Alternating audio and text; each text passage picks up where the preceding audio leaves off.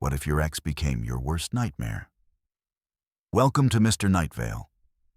Tonight we're exploring 10 disturbing true ex-lover horror stories, from digital stalking to identity theft and attempted poisoning. These real testimonials will make you question everyone you've dated. Names and details altered for privacy, but these stories are 100% real experiences. Ever had a terrifying ex experience? Drop your location and time in the comments, and subscribe to Mr. Nightveil for more spine-chilling true stories. My name is Leslie, and I thought blocking someone on social media would be enough to keep them out of my life. I was wrong. Dead wrong. What happened to me over the next 6 months made me realize that in today's connected world, privacy is just an illusion, and the person you trust with your passwords might become the architect of your digital nightmare. It started innocently enough back in March of last year. I was a 24-year-old graphic designer living in Portland, working for a small creative agency downtown. My life was pretty normal. I had my cozy apartment in the Pearl District, a decent job, and what I thought was a loving relationship with Axton, a guy I'd been dating for 8 months. Axton worked in IT security for a tech company, and I'll admit, I found his expertise impressive. He was always helping me with computer issues, setting up my smart home devices, and making sure my digital life ran smoothly. Axton was the kind of guy who seemed perfect on paper. He was intelligent, well-dressed, and had this way of making me feel protected in our increasingly digital world. When my laptop crashed, he fixed it. When I wanted to upgrade my home security system, he installed smart locks and cameras. When I mentioned wanting better internet, he optimized my entire network setup. I felt lucky to have someone so knowledgeable taking care of the technical aspects of my life. Our relationship had its ups and downs. But what relationship doesn't? Axton could be a bit controlling sometimes, always wanting to know where I was and who I was with. He had this habit of checking my phone when I wasn't looking, claiming he was just making sure my security settings were properly configured. Red flags that I chose to ignore because I thought he cared about my safety. The breaking point came in November. Axton had become increasingly possessive and paranoid, accusing me of cheating whenever I worked late or went out with friends. His jealousy reached a boiling point when he found texts between me and Abner, a male colleague, discussing a work project. The conversation was completely innocent, but Axton flew into a rage, demanding I quit my job and cut off contact with all my male friends. That's when I knew I had to end things. But here's something that should terrify anyone living in the digital age. Breaking up with someone who has intimate knowledge of your digital life is like trying to escape from a prison where your captor holds all the keys. The breakup happened on a cold Tuesday evening in late November. I told Axton it was over, blocked him on all social media platforms, changed my phone number, and even got a new email address. I thought I'd covered all my bases. I thought I was safe. I thought blocking him would create an impenetrable barrier between us. How naive I was. The strange incident started about a week after our breakup. I'd come home from work to find my apartment uncomfortably warm, even though I distinctly remembered setting the thermostat to 68 degrees before leaving. I chalked it up to a malfunctioning system and manually adjusted it. The next day, the same thing happened. But this time, my apartment was freezing cold. I called the building maintenance, but they insisted the system was working perfectly. Then the lights started acting up. I'd be watching Netflix in the evening when suddenly all the lights would turn off, plunging my apartment into darkness. They'd flicker on and off in patterns that seemed almost like Morse code. I replaced the bulbs, checked the electrical panel, even called an electrician. Everything checked out fine, yet the episodes continued. The real terror began when my smart TV started displaying messages at 3 a.m. I'd wake up to the sound of the television turning on by itself, displaying text messages like, "Miss me yet?" and "You can't hide from me forever." The first time it happened, I convinced myself I was dreaming. The second time, I unplugged the TV and hid the remote. It still happened. That's when the horrifying realization hit me. Axton still had access to everything in my digital life. See, during our relationship, Axton had helped me set up what he called a comprehensive smart home ecosystem. He'd connected my thermostat, lights, security cameras, TV, even my coffee maker to a central hub that he claimed would make my life more convenient. What I didn't realize was that he'd maintained administrative access to all these devices. Even worse, he'd been quietly monitoring my digital activities for months. I discovered the extent of his surveillance when I received an email at my new address, an address I'd never given him, containing screenshots of private conversations I'd had with friends, details about my work projects, and even photos taken from my own security cameras showing me inside my apartment. The subject line read, "Did you really think changing your email would stop me?" The email revealed the terrifying scope of his digital infiltration. Axton had been using his IT security knowledge to track my every move. He'd installed keylogger software on my laptop during one of his helpful maintenance sessions, giving him access to every password I typed. He'd configured my router to send him copies of all my internet traffic. My smart doorbell, which he'd installed for my safety, was sending him notifications every time I left or returned home.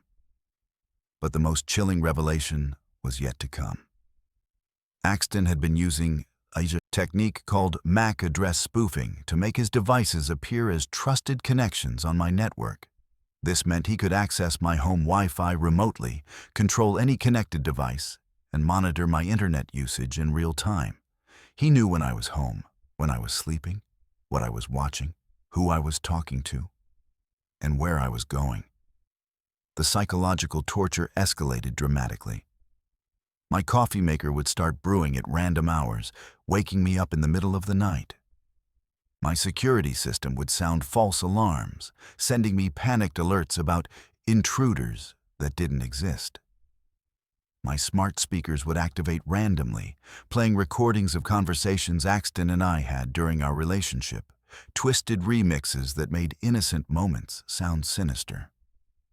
One particularly terrifying night in January, I woke up to find every smart device in my apartment activated simultaneously. The lights were strobing, the TV was cycling through channels at high speed, the thermostat was rapidly switching between heating and cooling, and my security cameras were panning back and forth mechanically. In the middle of this digital chaos, a message appeared on my TV screen. "I can see you right now. You look scared." Good. What made this especially horrifying was the realization that traditional solutions, blocking phone numbers, changing social media accounts, even getting restraining orders, were useless against this type of technological stalking. Axton wasn't physically present, but he was everywhere in my digital environment. He'd weaponized the very technology that was supposed to make my life easier and safer. I tried everything I could think of to regain control. I changed all my passwords, but he'd already established backdoor access that didn't rely on credentials I could change. I contacted my internet service provider, but the technical support staff didn't understand the sophisticated methods Axton was using. I even went to the police, but they treated it like a typical harassment case and suggested I just unplug everything. The breaking point came in February, when Axton escalated to financial manipulation. I received alerts that someone had accessed my bank accounts and investment portfolios. Accounts I'd never shared with him, but had accessed from my compromised laptop. He hadn't stolen money, which would have been a clear crime. Instead, he'd simply demonstrated that he could access my financial life whenever he wanted. The message was clear. Nowhere was safe. That's when I realized I needed professional help. I contacted a cybersecurity consultant who specialized in digital harassment cases. Elena was a former FBI cybercrime investigator who'd seen cases like mine before. She explained that Axton was using advanced persistent threat techniques typically employed by nation-state hackers, but directing them at an intimate partner instead of corporate targets. Elena's investigation revealed the full extent of Axton's digital surveillance network. He'd installed a rootkit on my laptop that survived system resets and antivirus scans. He'd compromised my home router's firmware, creating a persistent backdoor into my network. Most disturbingly, he'd been using my own security cameras to monitor my daily routines, learning my schedule and habits in detail. The solution required a complete digital life overhaul that most stalking victims never have to consider. I had to replace every connected device in my apartment. I bought a new laptop and had Elena configure it with military-grade security protocols. I changed banks, credit cards, and even my social security number through a victim protection program. I had to abandon my apartment lease and move to a new place that Axton had never been to, using a different internet service provider and creating entirely new digital accounts. But even after taking all these precautions, the psychological impact lingered. I found myself covering my laptop camera with tape, unplugging devices when I wasn't using them, and constantly looking over my shoulder in my own home. The experience taught me that in our connected world, intimate partner violence has evolved beyond physical and emotional abuse to include technological terrorism that can persist indefinitely. The most disturbing part wasn't just what Axton did, but how easy it was for him to do it. Every smart device that promised to make my life more convenient became a potential surveillance tool. Every password I shared for practical reasons became a key to my private world. Every digital convenience became a vulnerability he could exploit. 6 months later, I'm rebuilding my life with a hard-earned understanding of digital privacy that I wish I'd never needed to learn. I use burner phones, pay for everything in cash when possible, and maintain separate identities for different aspects of my online life. It's exhausting, but it's the price of safety in an age where love can so easily become digital imprisonment. The scariest part? Axton never physically threatened me, never showed up at my workplace, never did anything that traditional stalking laws were designed to address. Yet he maintained intimate access to my private life for months after our relationship ended, turning my own home into a prison I couldn't escape from by simply changing the locks. If there's one thing I want other people to understand, it's this. In today's world, the person who has access to your digital life has access to your entire existence. Choose very carefully who you trust with your passwords, because digital stalking doesn't end when you block someone on social media. It's just getting started. My name is Alfred, and my ex-girlfriend tried to turn me into someone else entirely. Not metaphorically.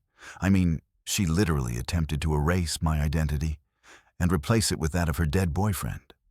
What started as innocent suggestions about my appearance became a systematic campaign to transform me into a ghost.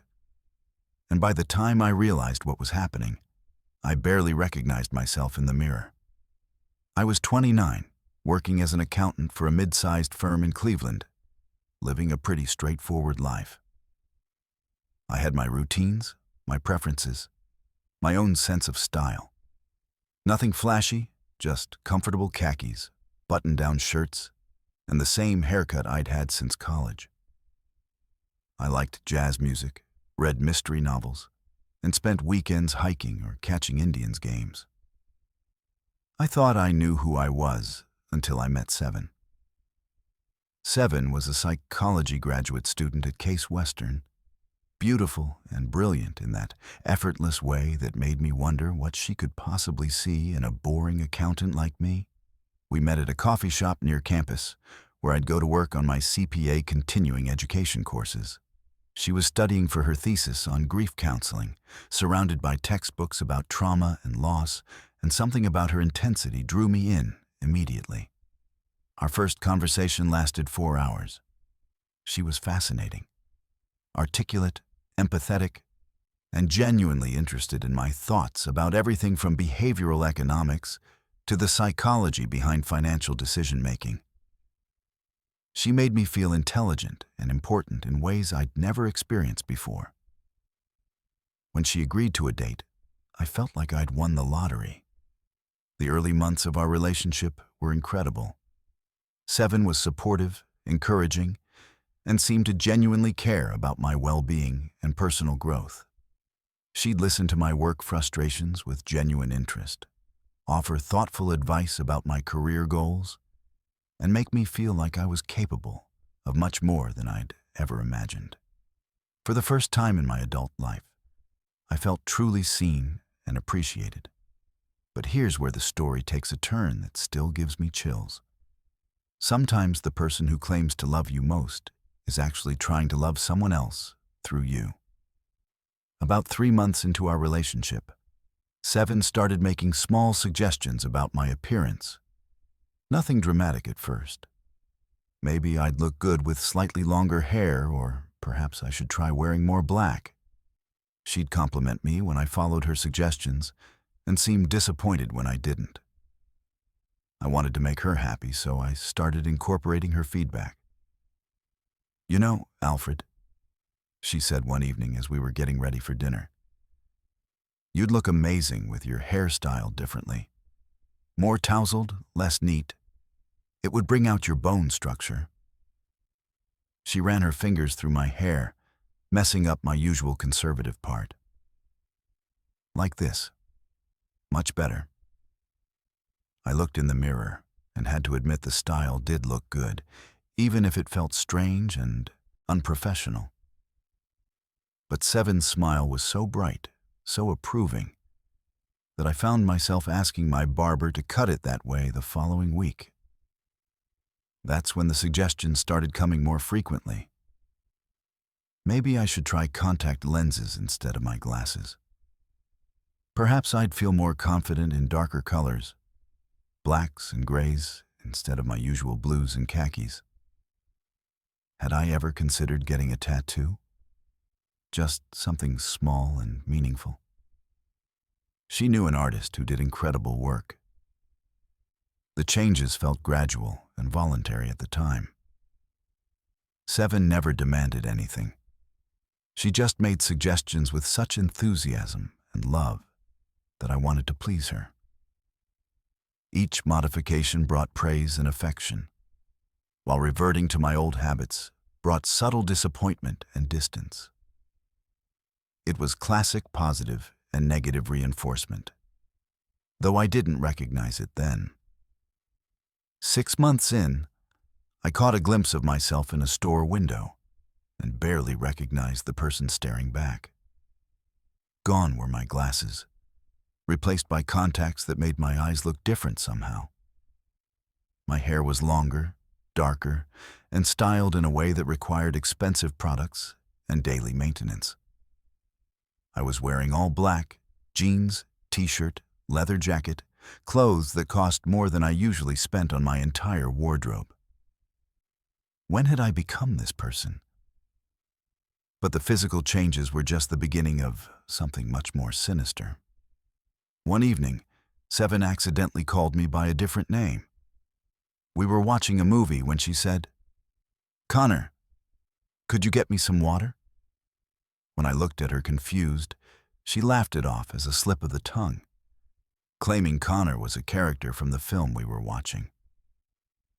But there was no Connor in that movie. And something about the way she'd said it felt too natural, too familiar. That night, I made a discovery that changed everything. While Seven was in the shower, I noticed her phone buzzing with notifications. The screen lit up, displaying what looked like a photo comparison app. Curious, I glanced over and saw two photos side by side. One of me with my new look and another of a guy I'd never seen before. But the resemblance was striking. Same hair color and style, same build, even similar clothing. The app was measuring facial similarities, and we had an 87% match. My hands were shaking as I quickly navigated through her phone. I found a hidden album labeled Connor, containing hundreds of photos of this other guy. Photos of him laughing, photos of him sleeping, intimate photos that made it clear they'd been in a serious relationship. But what made my blood run cold were the comparison photos. Screenshots she'd been taking of me over the past months, arranged next to pictures of Connor, documenting my transformation. The shower was still running, so I kept looking. I found text conversations between Seven and her friends discussing her project, turning me into Connor. Messages like, "He's really starting to look like him now," and "The resemblance is getting scary," and "Do you think this is healthy, Seven?" That's when I discovered Connor had died in a car accident 2 years earlier. He'd been Seven's boyfriend for 3 years, and his death had apparently destroyed her. Her entire thesis was about complicated grief and the psychological mechanisms people use to avoid accepting loss. She wasn't just studying the subject academically. She was living it, and I was her unwilling test subject. I confronted Seven when she got out of the shower, showing her the photos I'd found. Instead of denial or apology, she broke down completely, sobbing about how much she missed Connor and how I was helping her feel close to him again. She begged me to understand, saying she wasn't trying to hurt me. She was trying to save herself from unbearable grief. "You don't understand," she cried. "When I'm with you now, it's like he's still here. You make me feel whole again. Isn't that beautiful? Isn't that love?" What happened next still haunts my nightmares. Instead of ending the relationship like any sane person would have done, I felt sorry for her. Her pain was so raw, so genuine, that I convinced myself I was helping someone I loved through an impossible loss. I agreed to continue the relationship, telling myself that if changing my appearance helped her heal, maybe it was worth it. This decision nearly cost me my sanity and identity. Over the next year, Seven's demands escalated far beyond physical appearance. She started redecorating my apartment to match photos of Connor's place that she'd saved on her phone. My comfortable lived-in space was gradually replaced with minimalist furniture, specific artwork, even the same brand of coffee and toothpaste Connor had used. She'd found his old social media profiles and was recreating his environment in my home. But the psychological manipulation was even more disturbing than the physical changes. Seven began correcting my mannerisms, my speech patterns, even my laugh. "Connor used to gesture with his hands more when he talked," she'd say. "Connor had this way of tilting his head when he was thinking." She'd play me recordings of Connor's voicemails that she'd saved, encouraging me to adopt his inflection and vocabulary. The breaking point came when Seven started calling me Connor full-time. Not occasionally or by accident. She completely stopped using my real name. When I corrected her, she'd get angry, accusing me of being selfish and unsupportive of her healing process. She'd cry and say things like, "If you really loved me, you'd want to help me feel better," and "Connor would never be so cruel to me." Friends and family started expressing concern about the dramatic changes in my appearance and behavior. But Seven had convinced me they were just jealous of our deep connection. She isolated me from people who knew me before our relationship, claiming they were holding me back from becoming my best self. The most chilling moment came during what I thought was going to be a romantic dinner. Seven had set up candles and prepared Connor's favorite meal, something she'd learned from his mother, whom she still contacted regularly. As we ate, she showed me a photo album she'd created, filled with pictures of Connor and recent pictures of me, arranged to tell the story of my transformation. "Look how perfect you've become," she whispered, tears in her eyes. "He would be so proud of how you've honored his memory." That's when I realized I wasn't her boyfriend anymore. I was a living memorial to someone else. The escape wasn't dramatic or sudden. It happened gradually, as I started recognizing how completely I'd lost myself. I'd stopped listening to jazz, reading mysteries, or doing anything that brought me personal joy. I was living Connor's interests, wearing Connor's style, even sleeping on Connor's side of the bed.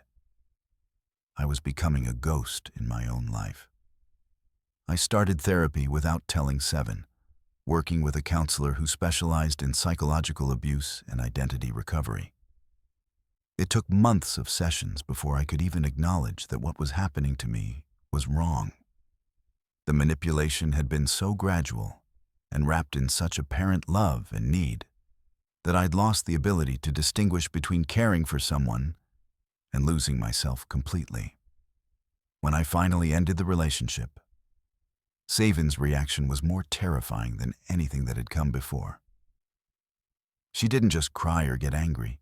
She became violent, throwing things and screaming that I was killing Connor all over again. She threatened to hurt herself, saying she couldn't survive losing him twice. The police had to be called, and she was hospitalized for a psychiatric evaluation. Recovery has been the hardest thing I've ever done. Learning to be myself again after 2 years of systematic identity erasure required intensive therapy and constant conscious effort. I had to relearn my own preferences, remember what clothes I liked, figure out what music made me happy. Simple decisions like ordering food or choosing a movie became overwhelming because I'd forgotten what I actually enjoyed versus what Connor had enjoyed.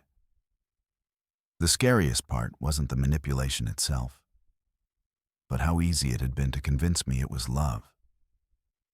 Seven never forced the changes. She made me want to change through a combination of positive reinforcement, emotional manipulation, and exploiting my desire to help someone I cared about. By the time I realized what was happening, I'd already lost so much of myself that I didn't know how to get back. 2 years later, I'm still in therapy, still working to fully reclaim my identity. I've learned to recognize the difference between someone who loves you for who you are and someone who loves the idea of who you might become. The experience taught me that losing yourself doesn't happen overnight. It happens one small compromise at a time, until you wake up one day and realize you're living someone else's life. If someone claims to love you but constantly wants you to change, run. Real love doesn't require you to become someone else to earn it. My name is Mina, and my ex-boyfriend infiltrated my entire family before I even knew what was happening. When people talk about toxic relationships, they usually focus on what happens between two people. But what if your ex doesn't just target you? What if they systematically turn everyone you love against you, making you question your own sanity while positioning themselves as the hero trying to save your family from you? I was 31, teaching 4th grade at a suburban elementary school in Dallas, living what I thought was a pretty normal life. I had Sunday dinners with my parents, regular coffee dates with my younger sister Carmen, and close relationships with my aunts and uncles. My family was tight-knit, sometimes too tight-knit, but I'd always considered that a blessing. We looked out for each other, shared everything, and prided ourselves on being there through thick and thin. That family closeness became my greatest vulnerability when I met Darwin. Darwin was everything my family had always said they wanted for me. He was 34, a successful pharmaceutical sales rep with an easy smile and natural charisma that made everyone feel like they were his best friend within minutes of meeting him. He was the kind of guy who remembered everyone's names, asked thoughtful questions about their lives, and somehow always knew exactly what to say to make people feel special and understood. Our relationship started in February, when we met at a charity fundraiser for the school district. Darwin was there representing his company's community outreach program, and he immediately struck up a conversation about education funding and teacher appreciation.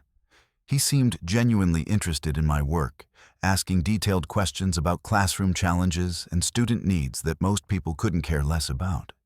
When he asked me out, I was flattered but cautious. I'd been single for over a year after a messy breakup, and I wasn't looking to rush into anything serious. But Darwin was patient, respectful, and incredibly thoughtful. Our first few dates were perfect. Nice restaurants, interesting conversations, and a level of attention that made me feel valued in ways I'd forgotten were possible. What made Darwin especially appealing to my family was how much effort he put into getting to know them. Most guys I dated either avoided family gatherings or sat politely in the corner until they could escape. Darwin actively engaged with everyone. He brought my mother flowers that matched her garden, discussed vintage cars with my father, and spent an entire evening helping my teenage nephew with his college applications. "This one's a keeper," my mother whispered to me after our first family dinner together.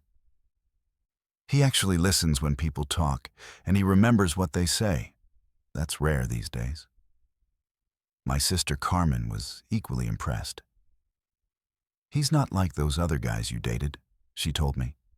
"He actually fits with our family. It's like he was meant to be here." For 6 months, everything seemed perfect.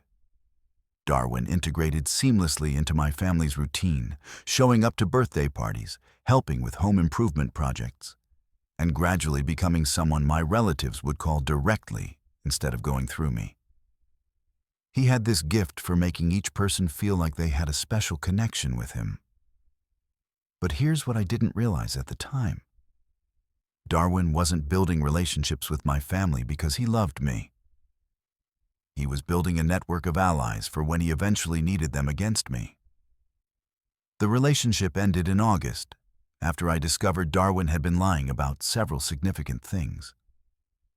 He wasn't as successful at work as he'd claimed. In fact, he'd been on probation for months. He'd also been maintaining dating profiles and messaging other women throughout our relationship.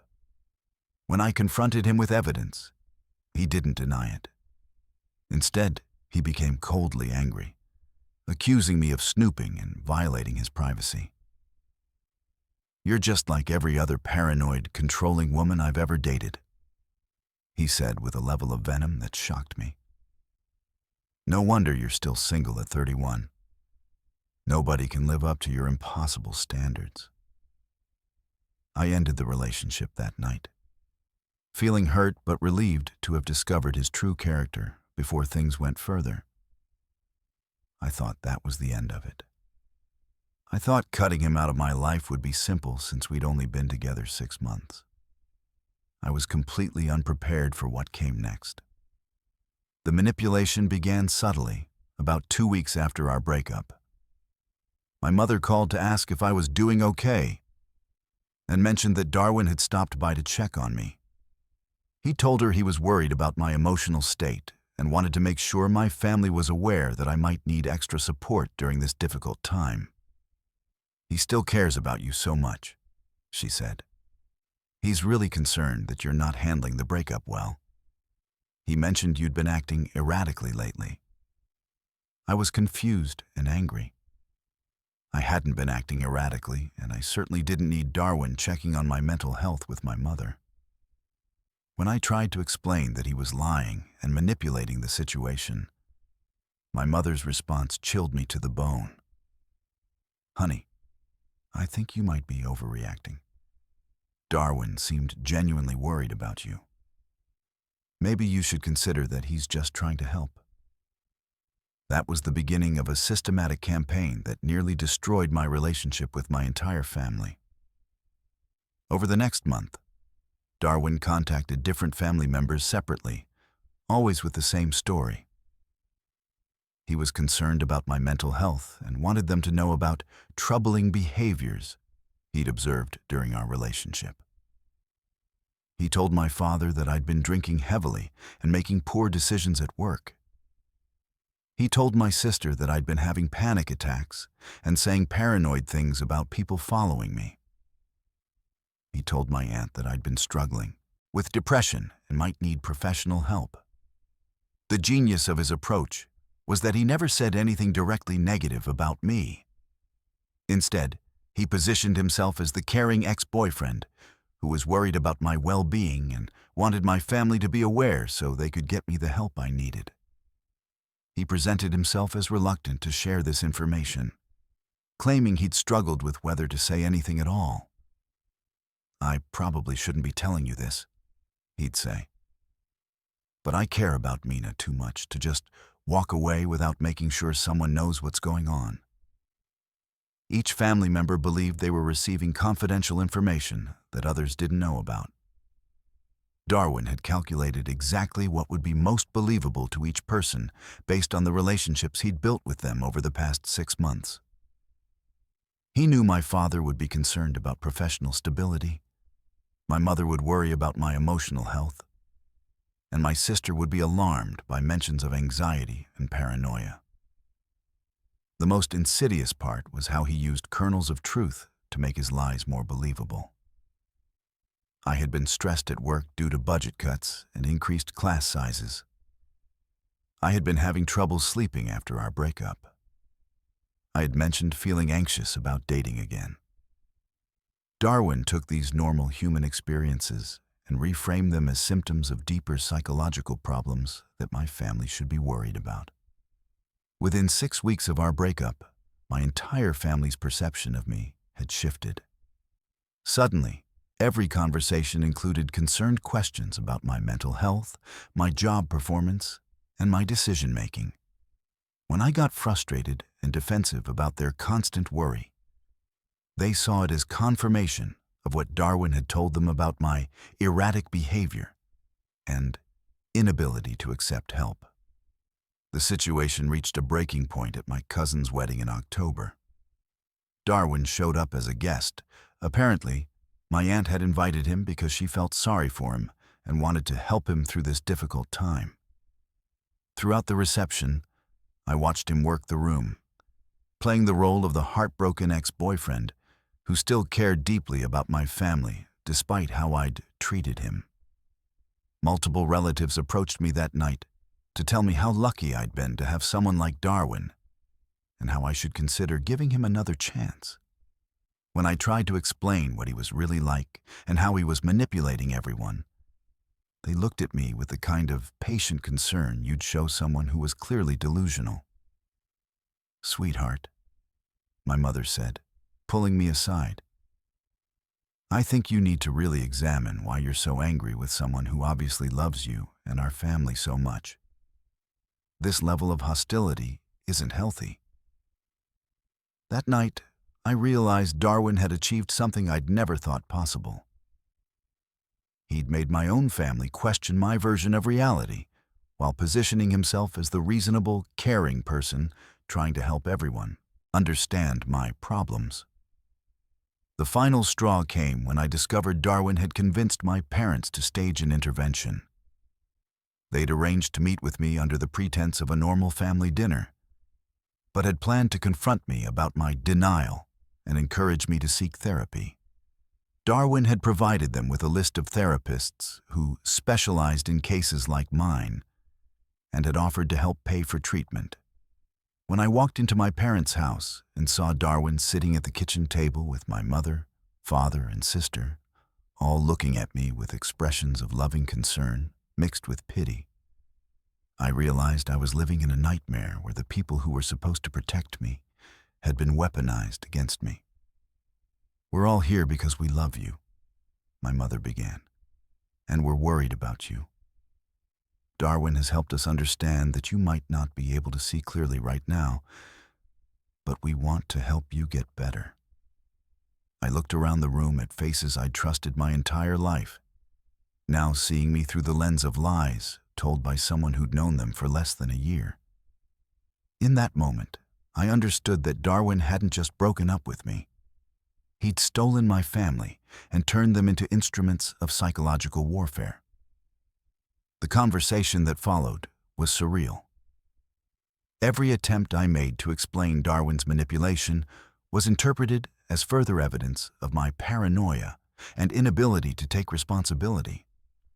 When I showed them the dating profiles I'd discovered, they suggested I might have misunderstood the situation. When I pointed out inconsistencies in his stories about work, they said I was nitpicking and looking for reasons to avoid dealing with my own issues. Darwin sat quietly through most of it, occasionally nodding sadly or making gentle comments about how much he'd hoped I would be ready to accept help by now. He played the role perfectly. The patient, loving ex-boyfriend who tried everything to help me, but finally had to involve my family because he was so worried about my well-being. That night, I realized I had to make an impossible choice. I could either continue fighting to convince my family that Darwin was manipulating them, a battle I was clearly losing, or I could walk away from relationships that had defined my entire life. I chose my sanity over my family, and it nearly broke me. I went no contact with everyone who had participated in the intervention and refused to engage with any family member who continued to maintain relationships with Darwin. This meant cutting ties with my parents, my sister, 2 aunts, an uncle, and several cousins. The family I'd been close to my entire life suddenly became strangers who saw me as a mentally unstable person who'd rejected their loving attempts to help. The isolation was devastating. Holidays became reminders of what I'd lost. Family traditions continued without me. I'd scroll through social media and see photos of gatherings where Darwin was still included, while I remained exiled. He'd won completely. Not only had he avoided any consequences for his behavior during our relationship, but he'd actually gained a surrogate family while destroying mine. Recovery required extensive therapy and the slow, painful process of building a chosen family from friends who actually knew me. It took 2 years before some family members began to question Darwin's version of events. And even then, several relationships never recovered. My relationship with my parents remains strained, and my sister and I are still working to rebuild trust that may never fully return. The experience taught me that family loyalty can become a weapon in the hands of someone skilled enough to exploit it. Darwin understood that by positioning himself as someone who cared about their beloved daughter and sister, he could make my family complicit in his psychological abuse. They genuinely believed they were helping me, which made their betrayal even more devastating. Looking back, I can see how Darwin's 6-month investment in my family relationships was actually reconnaissance for a long-term campaign. He studied each person's personality, values, and concerns, then crafted personalized manipulation strategies that would be most effective with each individual. By the time I recognized what was happening, he'd already established himself as a trusted source of information about me. The most chilling realization is how easily it worked. My family had known me for 31 years, but 6 months of calculated manipulation by someone they liked and trusted was enough to make them question everything they knew about my character and mental health.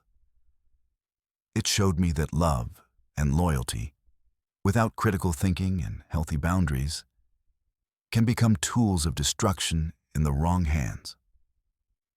3 years later, I'm still rebuilding my life and learning to trust again. Some family relationships have healed, others remain broken, and I've accepted that some may never recover. But I've also learned that real family, whether biological or chosen, believes in you even when someone they like tells them not to. The people who truly love you will never let an outsider redefine who you are, no matter how charming or convincing that outsider might be. My name is Kira, and I discovered my ex had been sabotaging my birth control for months. What I'm about to tell you isn't just about reproductive coercion.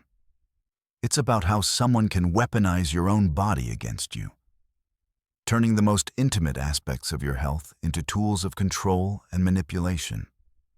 By the time I realized what was happening, I wasn't just fighting for my autonomy. I was fighting for my life. I was 26, working as a registered nurse in the emergency department at Phoenix General Hospital. My job was demanding but rewarding. 12-hour shifts dealing with everything from heart attacks to car accidents, saving lives, and making split-second decisions under pressure. I loved the intensity and the feeling that my work actually mattered. I was also fiercely independent, having worked my way through nursing school and built a career I was proud of. That independence became a target the moment I met Rohan. Rohan was 31, a construction project manager who came into the ER after a workplace accident. Nothing serious, just some stitches on his forearm after a mishap with a power tool. He was charming, funny, and seemed genuinely impressed by my competence and professionalism. When he asked me out after his discharge, I was flattered but cautious.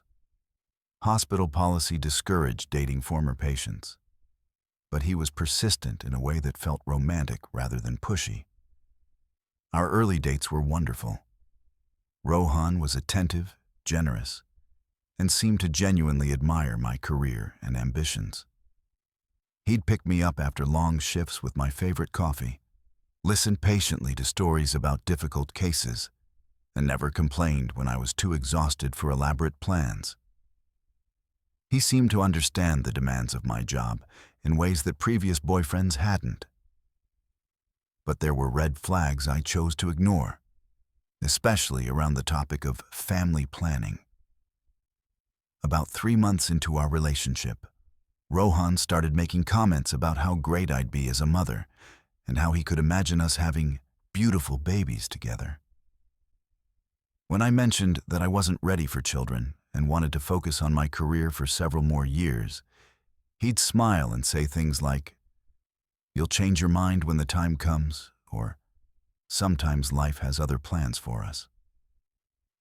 These comments made me uncomfortable, but I chalked them up to cultural differences or just typical relationship progression discussions. Rohan came from a large, traditional family where women typically had children young, and I assumed he was just expressing his long-term hopes rather than making immediate demands. I was wrong. Rohan wasn't just expressing hopes. He was making plans. 6 months into our relationship, I started experiencing unusual symptoms. My periods became irregular, I felt nauseous in the mornings, and I was exhausted beyond what even my demanding work schedule could explain. As a nurse, I knew these could be signs of pregnancy. But I was religious about taking my birth control, pills. I took them at the same time every day, never missed doses, and had been on the same prescription for years without any issues. When I took a home pregnancy test and it came back negative, I felt relieved but confused. The symptoms persisted, so I scheduled an appointment with my gynecologist. Blood tests confirmed I wasn't pregnant, but my hormone levels were fluctuating in ways that suggested my birth control wasn't working properly. That's when Dr. Martinez made a suggestion that changed everything. "Have you checked your pills lately? Sometimes packaging can be damaged or pills can be tampered with." The idea seemed absurd. Who would tamper with my birth control? but something about her tone made me go home and examine my pill packets more carefully. Under a magnifying glass, I found what I was looking for. Tiny puncture holes in several pills, so small they were almost invisible to the naked eye. Someone had been using a needle to pierce my birth control pills, rendering them ineffective while making it appear as though I was still taking proper contraception. My hands were shaking as I realized the implications. The only person who had regular access to my apartment, my personal belongings, and my medication was Rohan. He'd been systematically sabotaging my birth control for months, trying to force me into pregnancy without my knowledge or consent. But here's what makes this story truly terrifying. When I confronted Rohan about what I'd discovered, he didn't deny it. Instead, he smiled and told me he was proud of me for finally figuring it out. "I was wondering when you'd notice," he said calmly, as if we were discussing the weather. "You're so smart, Kira. I knew it wouldn't take you long to put the pieces together." His casual admission was more chilling than any denial could have been. He explained his reasoning with the same tone he'd used to discuss a home improvement project. He wanted children. I was taking too long to be ready. So he decided to help nature along. In his mind, he was solving a problem efficiently and practically. "You would have made an excellent mother," he said. "You're nurturing, responsible, and you have good genes. Our children would have been beautiful and intelligent. I don't understand why you're so upset about this." I ended the relationship immediately. But Rohan's response revealed the true depth of his obsession with controlling my reproductive choices. Instead of accepting the breakup, he became fixated on what he called our future family and began stalking my medical appointments to monitor my reproductive health. The stalking started subtly. Rohan would show up at the hospital where I worked, claiming he needed to talk about our relationship. When security banned him from the premises, he began following me to and from work.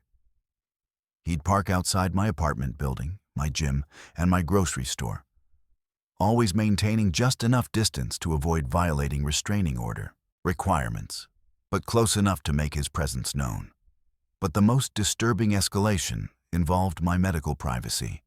Rohan had somehow obtained information about my gynecological appointments and would show up at my doctor's office, claiming to be my boyfriend and asking about my condition. He told the reception staff that we were trying to get pregnant and he wanted to be involved in my care. When I discovered he'd been calling my doctor's office pretending to be my emergency contact, asking for updates about my fertility treatments, I realized he'd crossed from reproductive coercion into medical stalking. He'd convinced himself that my refusal to have children with him was a medical problem that required intervention rather than a personal choice that deserved respect. The situation became dangerous when Rohan escalated to direct medical interference. He began researching fertility medications and supplements, leaving packages of prenatal vitamins and ovulation tracking kits outside my door, with notes about how he could help me get healthy enough to carry his children. One particularly terrifying incident involved Rohan attempting to sabotage a new birth control prescription. He'd somehow discovered which pharmacy I used and tried to convince the pharmacist that he was picking up medication for his wife, who was too busy at work to get it herself. When the pharmacist refused and called me to verify, I realized Rohan was still trying to control my reproductive choices even after our relationship had ended. The breaking point came when Rohan began spreading false information about my reproductive health to my coworkers and friends. He told people at the hospital that I was struggling with fertility issues and that our breakup had been caused by my inability to accept help with getting pregnant. He positioned himself as the caring partner, trying to support me through a difficult medical situation, rather than the controlling ex-boyfriend who had violated my bodily autonomy. These lies were particularly damaging because they targeted my professional reputation in a healthcare setting, where personal and professional credibility are closely linked. Colleagues began looking at me with sympathy and concern, asking gentle questions about my situation and offering unwanted advice about fertility treatments. When I tried to correct these misconceptions, some people seemed to believe that I was in denial about my own health issues. Rohan's lies were crafted with just enough medical terminology and apparent concern to sound credible to people who didn't know the full story. The final straw came when Rohan contacted my family, telling them that I was having reproductive health problems and that he was worried about my emotional state. He sent my mother articles about women who regretted waiting too long to have children, positioning himself as the concerned ex-boyfriend who wanted what was best for me, even though I'd rejected his help. This manipulation was particularly effective because my mother had always expressed concerns about my career-focused lifestyle and had made comments about wanting grandchildren. Rohan's false medical concerns provided her with a framework to understand our breakup that aligned with her existing worries about my choices. That's when I realized Rohan's reproductive coercion hadn't ended with our relationship.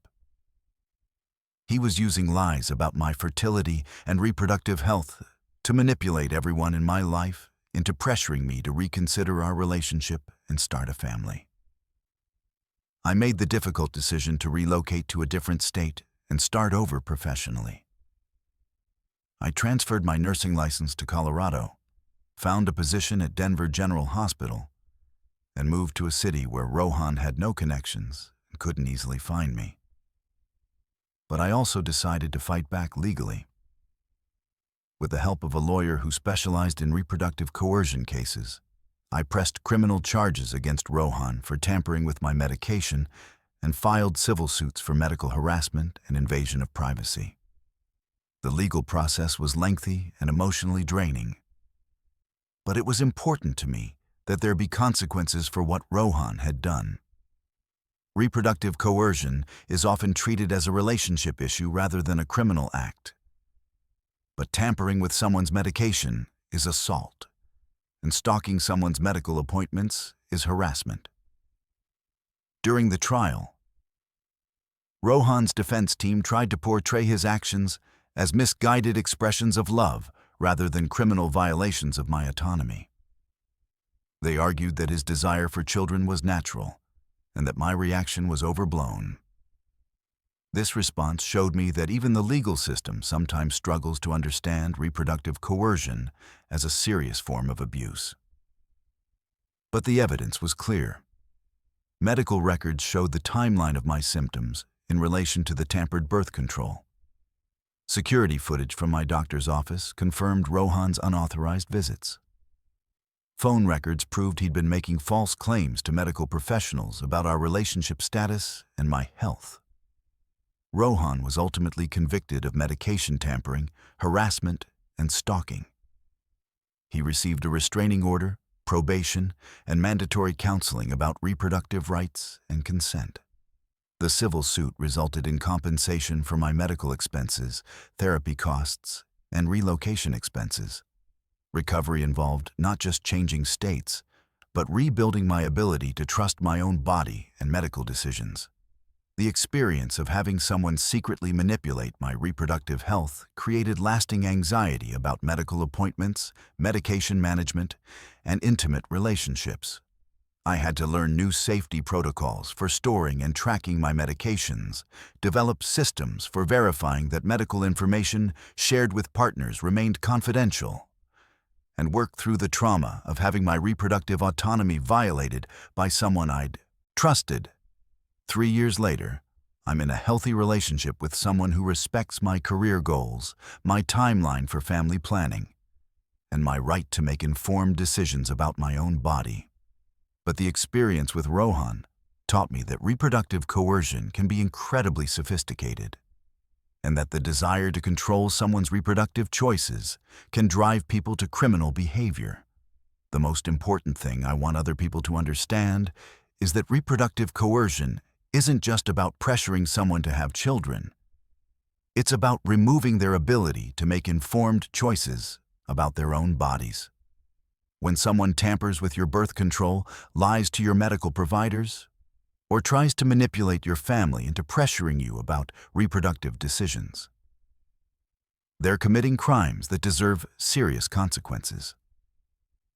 Your reproductive choices are your own, and anyone who tries to take that control away from you is committing a form of assault that goes to the very core of your bodily autonomy and personal freedom.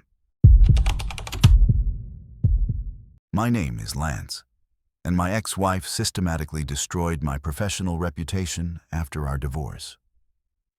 When people think about revenge, they usually imagine dramatic confrontations or property damage. But the most devastating revenge doesn't happen in a single moment.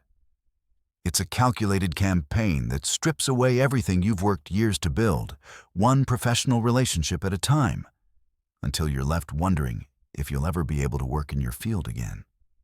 I was 33, working as a marketing manager for a prestigious advertising agency in downtown Chicago. I'd spent over a decade building my reputation in the industry, developing client relationships, and establishing myself as someone who could deliver results under pressure. My career wasn't just my job. It was my identity, my passion, and the foundation of everything I'd built for my future. That career became a weapon in the hands of someone who knew exactly how to destroy it. My ex-wife Portia was a corporate lawyer, brilliant and ruthless in ways that I'd initially found attractive. She was successful, ambitious, and understood the professional world in ways that made her seem like the perfect partner for someone with career aspirations like mine. We'd met at a networking event, bonded over our shared drive for success, and seemed like a power couple destined for great things together. Our marriage lasted 5 years, and for most of that time, we were genuinely happy. We supported each other's careers, celebrated professional victories together, and built a life that looked perfect from the outside. Portia was instrumental in helping me navigate some of the more complex aspects of corporate politics, and I credited much of my professional success to her strategic advice and legal insights. But success can be a double-edged sword when your marriage starts to fall apart. The problems began when I was offered a promotion that would require relocating to our company's Los Angeles office. It was an incredible opportunity, a senior director position that would essentially fast-track my career by several years. I was excited about the possibilities and assumed Portia would be supportive, as she'd always been of my professional advancement. Instead, she was furious. The promotion would interfere with her own career trajectory at her law firm, and she expected me to decline the offer without discussion. When I suggested we could make long-distance work temporarily or that she could look for opportunities in LA, she accused me of prioritizing my career over our marriage and being selfish and unsupportive. What followed was a series of increasingly bitter arguments that revealed fundamental differences in how we viewed our relationship and our individual ambitions. Portia had apparently expected that when push came to shove, I would always choose her career over mine. The realization that I wasn't willing to do that seemed to shatter her entire understanding of our partnership.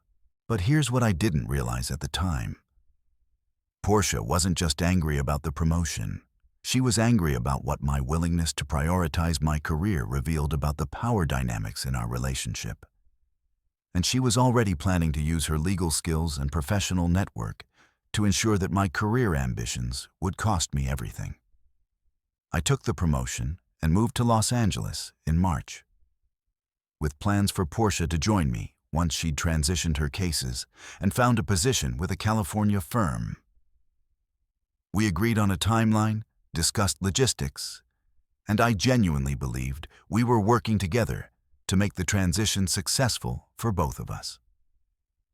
6 weeks later, Portia filed for divorce. The divorce proceedings were brutal, but that was expected. What I didn't anticipate was that Portia would treat my professional reputation as community property to be divided. Specifically, divided in her favor while leaving me with nothing. The professional sabotage began subtly, about 2 months after I'd moved to LA.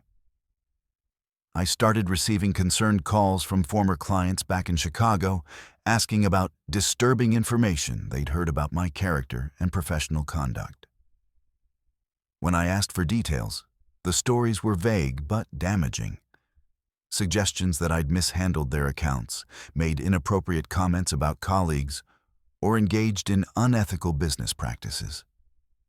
At first, I assumed these were just rumors that would die down once people realized they were baseless. But the calls kept coming, and the stories became more specific and more damaging. Former clients were calling to terminate retainer agreements, citing concerns about my documented history of professional misconduct. That's when I realized someone was systematically contacting my professional network with fabricated allegations designed to destroy my reputation and credibility. The campaign escalated when my new employer in Los Angeles started receiving anonymous complaints about my hiring. Someone had created detailed documents alleging that I'd been terminated from my previous position for sexual harassment, that I'd stolen client information, and that my references had been falsified. The allegations were sophisticated enough to include specific dates, locations, and witness names that made them seem credible to anyone who didn't know the truth. My boss called me into his office on a Friday afternoon in June, looking uncomfortable and confused. "Lance," he said, "I need to ask you about some serious allegations that have been brought to my attention. I want to hear your side of the story before we proceed. But I have to tell you, these are very concerning claims." As he read through the anonymous complaints, I realized that someone with detailed knowledge of my work history, my colleagues, and my daily routines had crafted these lies. The allegations included information that only someone with intimate access to my professional life would know. Details about specific projects, internal company dynamics, and personal relationships with co-workers.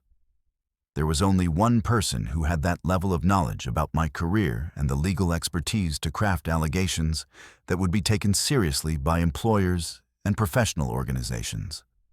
Portia.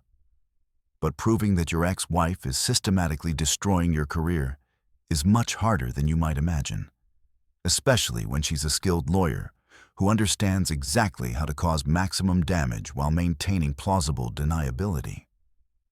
The attacks on my reputation became more sophisticated and more damaging. Portia had created fake social media profiles using names similar to former colleagues, posting negative reviews about my work on professional networking sites and industry forums. She'd researched my new clients and sent them anonymous emails with links to fabricated news articles about my alleged misconduct. The fake articles were particularly clever. They were posted on websites designed to look like legitimate industry publications, complete with professional layouts and author bylines. Someone searching my name would find multiple sources confirming the same false allegations, creating an illusion of credibility that was difficult to dispute. Within 3 months of starting my dream job in Los Angeles, I was placed on administrative leave pending an investigation into the multiple complaints that had been filed against me. Even though my employer couldn't find any evidence to support the allegations, the sheer volume of complaints and the apparent consistency of the stories created enough doubt to make my position untenable. The most devastating aspect of Portia's campaign was how it targeted the specific elements of my professional identity that I was most proud of. I'd built my reputation on trust, reliability, and ethical business practices. The allegations she'd crafted attacked exactly those qualities, suggesting that everything my colleagues and clients thought they knew about my character was false. But the career destruction was just the beginning. Portia escalated to filing false police reports, claiming that I'd threatened her during our divorce proceedings and that she feared for her safety. These reports were carefully timed to coincide with important business meetings and client presentations, ensuring that I'd be contacted by law enforcement at the most professionally damaging moments possible. I'll never forget the humiliation of being questioned by police officers in my office lobby, while colleagues and clients looked on in shock and confusion. Even though the allegations were quickly determined to be unfounded, the damage to my professional image was immediate and lasting. The false police reports served multiple purposes in Portia's strategy. They created an official record of conflict that she could reference in future allegations. They demonstrated to my employer that I had personal problems that were affecting my professional reliability. And they provided her with documentation she could use to support restraining order applications that would further complicate my ability to work effectively. When I tried to fight back through legal channels, I discovered that Portia had anticipated this response and had already begun building a defense. She documented our divorce proceedings in ways that portrayed me as an aggressive, vindictive ex-husband who was harassing her through false accusations. Any attempt I made to expose her campaign of professional sabotage could be reframed as continued harassment and abuse. The legal system that should have protected me from this type of systematic harassment instead became another weapon in Portia's arsenal. Every complaint I filed about her behavior was met with counter-complaints about my alleged harassment of her. Every piece of evidence I gathered to prove her campaign against my career was dismissed as the obsessive behavior of a bitter ex-husband who couldn't accept responsibility for his own professional failures. The breaking point came when Portia contacted my professional licensing board with allegations that I'd violated ethical standards in my previous position. Professional licensing investigations are public record, and even unfounded allegations can permanently damage someone's ability to work in their field. The investigation process takes months, during which time the allegations remain publicly accessible to anyone who searches professional databases. Even though I was ultimately cleared of all charges, the investigation had achieved Portia's goal. I was unemployable in my chosen field. No company wanted to hire someone with a public record of professional misconduct allegations, regardless of the outcome. The mere existence of the investigation created enough doubt about my character and judgment to make me a liability that employers couldn't afford to take on. I lost my job, my professional reputation, and my ability to work in the industry where I'd spent over a decade building expertise and relationships. Portia had systematically destroyed not just my current career, but my future earning potential in the field I loved. The financial impact was devastating, but the psychological damage was even worse. My professional identity had been central to my sense of self-worth and purpose. When that was stripped away through lies and manipulation, I felt like I'd lost not just my livelihood, but my entire sense of who I was and what I had to offer the world. Recovery required starting over in a completely different field and spending years rebuilding my reputation from scratch. I eventually found work in a related but distinct area of marketing where Portia's campaign of lies hadn't reached. But the career trajectory I'd been on was permanently derailed. The legal battle to prove Portia's harassment and restore my reputation took 3 years and cost me more than 50,000 orders in legal fees. Even though I eventually won a civil judgment against her for defamation and harassment, the victory felt hollow. The damage had been done, and no court order could restore the career opportunities and professional relationships that had been destroyed. During the trial, evidence emerged that Portia had maintained detailed spreadsheets tracking her sabotage efforts, including lists of contacts she'd targeted, timelines for her various campaigns, and assessments of the effectiveness of different tactics. She'd approached the destruction of my career with the same methodical precision she brought to her legal work, treating it as a complex litigation strategy rather than a personal vendetta. The most chilling discovery was that Portia had researched the long-term career impact of professional misconduct allegations, calculating how much earning potential she could destroy through her campaign. She'd literally quantified the financial damage she could inflict and had strategically targeted the aspects of my reputation that would cause the maximum long-term harm. 5 years later, I've rebuilt my life and found success in a new field. But the experience taught me that professional reputation is both incredibly valuable and incredibly fragile. Someone with the right knowledge, skills, and motivation can destroy decades of career building in a matter of months. And the legal system offers very little protection against sophisticated campaigns of professional sabotage. The most important lesson I learned is that when someone has intimate knowledge of your professional life and the skills to weaponize that information, they can inflict damage that extends far beyond at the end of your relationship. Protecting your career sometimes means protecting it from the people who know it best. And professional success can make you vulnerable to forms of revenge you never imagined possible. In a world where reputation is everything, the person who knows your professional vulnerabilities has the power to take everything away. My name is Avi, and my ex held our dog hostage to control me for 2 years after we broke up. When people think about emotional manipulation, they usually focus on human relationships and psychological tactics. But the cruelest manipulators know that sometimes the most effective way to control someone isn't through direct threats. It's by threatening the innocent creature they love more than themselves, turning unconditional love into a weapon of psychological warfare. I was 27, working as a veterinarian at an emergency animal hospital in Seattle. My entire life revolved around caring for animals, and anyone who knew me understood that my connection to animals was deeper than most people's relationships with humans.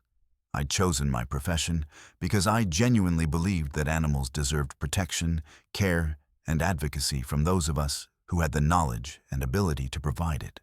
That deep love for animals became the foundation of the most psychologically torturous experience of my life. I'd been in a relationship with Legacy for 3 years, and for most of that time, our shared love for our rescue dog Milo had been one of the strongest bonds between us. We'd adopted Milo from a high-kill shelter when he was just 8 weeks old, a scared little pit bull mix who'd been found abandoned in a parking lot with his siblings. Legacy and I had bottle-fed him, house-trained him, and nursed him through a serious case of parvo that nearly killed him in his first month with us. Milo wasn't just our pet.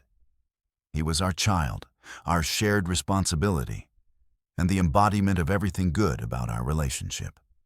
Legacy often said that watching me care for Milo had made him fall in love with me even more deeply, seeing the patience and compassion I showed to a vulnerable creature who depended on us completely. But here's what I learned the hard way. When someone knows exactly what you love most in the world, they have the perfect weapon to use against you when that love is no longer enough to keep them happy. Our relationship started deteriorating in the 3rd year, mainly due to Legacy's increasing controlling behavior and his resentment of the time I spent at work. As a veterinarian, I often worked long hours and was called in for emergency surgeries, and Legacy began treating my dedication to my patients as a personal betrayal. He'd accuse me of caring more about other people's animals than about him, and he'd pout or become angry when I had to cancel plans due to work obligations. The arguments escalated when Legacy started demanding that I change career paths to something with more predictable hours and less emotional investment. He wanted me to consider cosmetic veterinary procedures or corporate veterinary consulting. Anything that would make me less passionate about my work and more available for his needs. When I refused to compromise on my career calling, Legacy's resentment shifted toward Milo. He began making comments about how much time and money we spent on the dog, suggesting that we should consider rehoming him so we could focus more on our relationship. The idea was horrifying to me. Milo was family, and I couldn't imagine abandoning him after everything we'd been through together. That's when I realized Legacy had been testing my priorities, and Milo had become both the symbol of what he couldn't control about me and the tool he would use to try to regain that control. The breakup happened in September after Legacy gave me an ultimatum. Choose between my career and our relationship. When I told him that I couldn't be with someone who asked me to abandon my life's work, he seemed surprisingly calm and accepting. He suggested we could remain friends and co-parent Milo while we figured out our living situation and divided our belongings. I was naive enough to believe that the breakup could be amicable, and that our shared love for Milo would ensure we'd both continue to prioritize his well-being above our personal conflicts. I moved out of our shared apartment into a pet-friendly place across town, with the understanding that we'd work out a custody arrangement for Milo that would be fair to both of us and minimize disruption to his routine. Legacy seemed agreeable to this plan and even helped me move some of my belongings, maintaining the illusion that we could handle the transition maturely. But the moment I was settled in my new place and asked when I could pick up Milo for my first custody period, Legacy's true intentions became clear. "Actually," he said when I called to coordinate the pickup, "I've been thinking about this, and I don't think shared custody is going to work. Milo gets anxious when his routine changes, and it wouldn't be fair to him to bounce back and forth between homes. I think he should stay with me." When I pointed out that we'd already agreed on shared custody and that Milo was as much mine as his, Legacy's tone shifted to something I'd never heard from him before: cold, calculating, and cruel.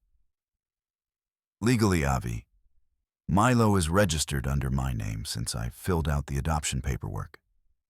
Technically, he's my dog. I'm just trying to do what's best for him. But if you want to make this difficult, we can involve lawyers." That conversation was the beginning of a 2-year nightmare that nearly destroyed my mental health and fundamentally changed my understanding of how far someone will go to maintain control over another person. Legacy's strategy was diabolically simple. He would use my love for Milo to keep me emotionally tied to him indefinitely, granting or withholding access based on my compliance with his demands and my willingness to maintain a relationship with him. At first, his demands seemed reasonable. He'd allow me to see Milo if I came over to his apartment for visits, claiming that it was less stressful for the dog than transferring him to unfamiliar environments. These visits always extended longer than planned, with Legacy finding excuses for me to stay for dinner or help with household tasks that we'd always done together. During these visits, Legacy would act like we were still in a relationship, discussing future plans, making physical contact, and treating my resistance to his advances as temporary stubbornness that he could overcome with patience and persistence. When I tried to establish boundaries or cut visits short, he'd become upset and suggest that maybe I didn't care about Milo as much as I claimed. "If you really loved him," Legacy would say, "you'd want to spend more time with him, regardless of your feelings about me. Don't you think it's selfish to let your personal issues affect his happiness?" But the emotional manipulation escalated dramatically when I started dating someone new 6 months after our breakup. Legacy's response was swift and terrifying. He sent me photos of Milo looking thin, dirty, and distressed, with messages suggesting that my betrayal was affecting the dog's well-being.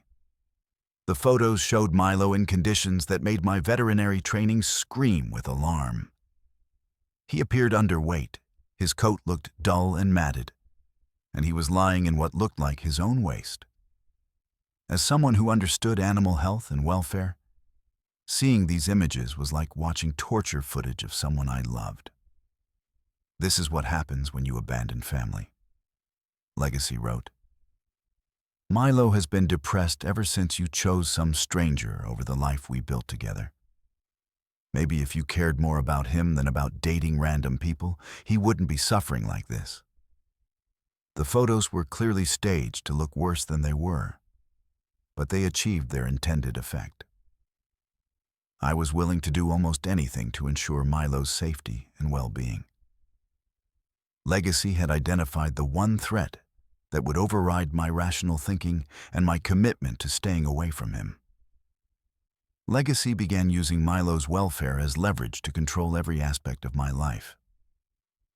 He'd send me distressing photos whenever I declined his invitations, whenever I went on dates, or whenever I didn't respond to his messages quickly enough.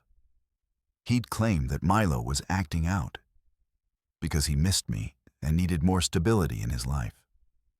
The most terrifying escalation came when Legacy started using Milo to lure me to increasingly isolated locations. He'd call in apparent distress, claiming that Milo had been injured or was sick and needed immediate veterinary attention. My professional training and my love for the dog made it impossible to ignore these calls, even when I suspected they might be fabricated. I'd rush to remote hiking trails, empty parking lots, or abandoned buildings where Legacy claimed to be stranded with an injured Milo, only to find that the emergency was either exaggerated or completely fictional. Legacy would then try to use these meetings to rekindle our relationship, holding Milo as both bait and hostage, while pressuring me to reconsider our breakup. "Look how happy he is to see you," Legacy would say during these staged encounters. "This is what a real family looks like. Why are you so determined to destroy something beautiful?" These fake emergencies became more frequent and more dangerous. Legacy would call at 2 a.m., claiming that Milo had been hit by a car, or text me photos of the dog appearing to be bleeding, knowing that my veterinary training would compel me to respond immediately, regardless of my personal safety. The psychological torture of never knowing whether Milo was actually in danger made it impossible for me to maintain boundaries or move forward with my life. I was constantly on edge, checking my phone obsessively for updates about his condition and feeling guilty whenever I tried to focus on work or personal relationships. Legacy had effectively made himself indispensable by positioning himself as the only source of information about Milo's well-being and the only person who could grant me access to see him. Every attempt I made to establish independence was met with implicit or explicit threats to Milo's safety and well-being. The breaking point came when Legacy escalated to direct threats about what would happen to Milo if I continued to abandon our family. He sent me a message that read, "Milo has been so depressed lately. Sometimes I worry he might do something desperate if he loses hope that you're coming back. Dogs can die of broken hearts, you know." As a veterinarian, I knew that while animals could indeed suffer from depression and anxiety, Legacy's implication that Milo might harm himself was both medically unlikely and emotionally manipulative.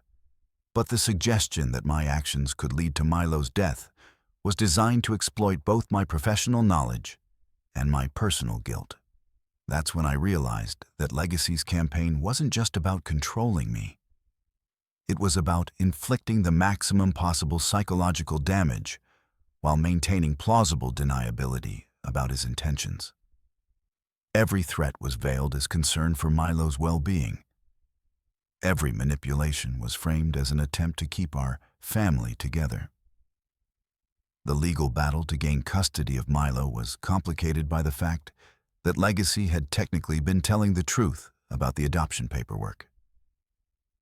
His name was indeed on the registration documents. However, I had years of veterinary records showing that I'd been Milo's primary caretaker, had paid for his medical expenses, and had been listed as an emergency contact at his veterinary clinic. My lawyer advised me to document every interaction with Legacy, including the manipulative photos, the fake emergency calls, and the threats about Milo's well-being. Building a case for harassment and emotional abuse was challenging, because Legacy had been careful to frame everything as concern for the dog rather than explicit threats against me. The process took 8 months and required testimony from veterinary colleagues who could speak to my relationship with Milo and Legacy's suspicious behavior during emergency calls.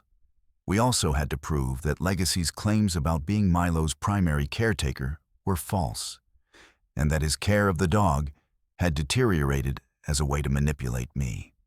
The day I was awarded custody of Milo was one of the happiest and most relief-filled moments of my life. When I picked him up from Legacy's apartment under court supervision, Milo was indeed thinner and more anxious than I'd ever seen him. Confirmation that Legacy had been using neglect as a tool of psychological warfare. Recovery for both Milo and me required extensive rehabilitation. Milo needed time to regain his healthy weight and overcome the anxiety that had developed during his time as a hostage in our relationship. I needed therapy to process the trauma of having my love for an innocent animal weaponized against me for 2 years. The experience taught me that the people who know us best often know exactly how to hurt us most effectively, and that love can be turned into a vulnerability by someone skilled in psychological manipulation. Legacy had understood that threatening me directly might have driven me away permanently, but threatening someone I loved more than myself would keep me trapped in his orbit indefinitely. 3 years later, Milo is healthy, happy, and thriving in our new life together. But I've learned to be much more careful about sharing information about the things I love most with people who might someday use that knowledge against me. The unconditional love we feel for our pets should be protected from those who would exploit it for control. The most important lesson from this nightmare is that emotional manipulation often targets our capacity for love and compassion, turning our greatest strengths into weapons that can be used against us. When someone threatens harm to an innocent creature to control your behavior, they've revealed the depths of their willingness to inflict suffering for personal gain. Real love protects the vulnerable. Manipulation exploits them. My name is Carlos, and I woke up one day to find my ex had stolen my entire identity. Not just my credit cards or my social security number. She had literally become me, living multiple lives under my name while I remained completely unaware that someone else was walking around the world pretending to be Carlos, making financial decisions, forming relationships, and creating debts that would destroy my future before I even knew I was under attack. I was 35, working as a head chef at an upscale Cuban restaurant in Miami's South Beach. My life was built around my reputation in the culinary world. I'd spent 15 years working my way up from prep cook to head chef, building relationships with suppliers, establishing my name in food circles, and saving money to eventually open my own restaurant. My credit was excellent, my financial records were spotless, and I had a clear vision for my professional future. That carefully constructed life became the foundation for someone else's criminal enterprise. I met Patricia at a food and wine festival where she was working as an event coordinator. She was charming, organized, and seemed genuinely interested in my culinary philosophy and career ambitions. She asked intelligent questions about restaurant operations, food costs, and business planning that made me think she might be a potential business partner or at least someone who understood the industry. Our relationship developed slowly over 2 years. Patricia was sweet, supportive, and incredibly helpful with the administrative aspects of my life that I'd always found tedious. She offered to help me organize my financial documents, set up better record-keeping systems for tax purposes, and even researched business loan options for my future restaurant. I was grateful for her help and impressed by her attention to detail. Patricia seemed to genuinely care about my success and was always finding new ways to support my professional goals. She'd research grant opportunities, help me network with potential investors, and even assist with paperwork for business licenses and permits. But here's what I didn't realize. Patricia wasn't helping me build my future. She was studying my financial life, memorizing my personal information, and preparing to steal everything I'd worked to create. The access I gave her to my personal documents and financial information seemed natural and reasonable at the time. We were in a committed relationship, discussing marriage and shared business ventures. When she offered to help me organize my tax documents or file insurance claims, it felt like the kind of partnership I'd always wanted in a relationship. Patricia had copies of my Social Security card, birth certificate, passport, and bank statements. She knew my mother's maiden name, my childhood addresses, and the answers to every security question I'd ever created. She had intimate knowledge of my spending habits, my income patterns, and my financial goals. What I thought was love and partnership was actually reconnaissance for the most comprehensive identity theft I could have imagined. The relationship ended in March when I discovered Patricia had been maintaining dating profiles and seeing other men throughout our entire relationship.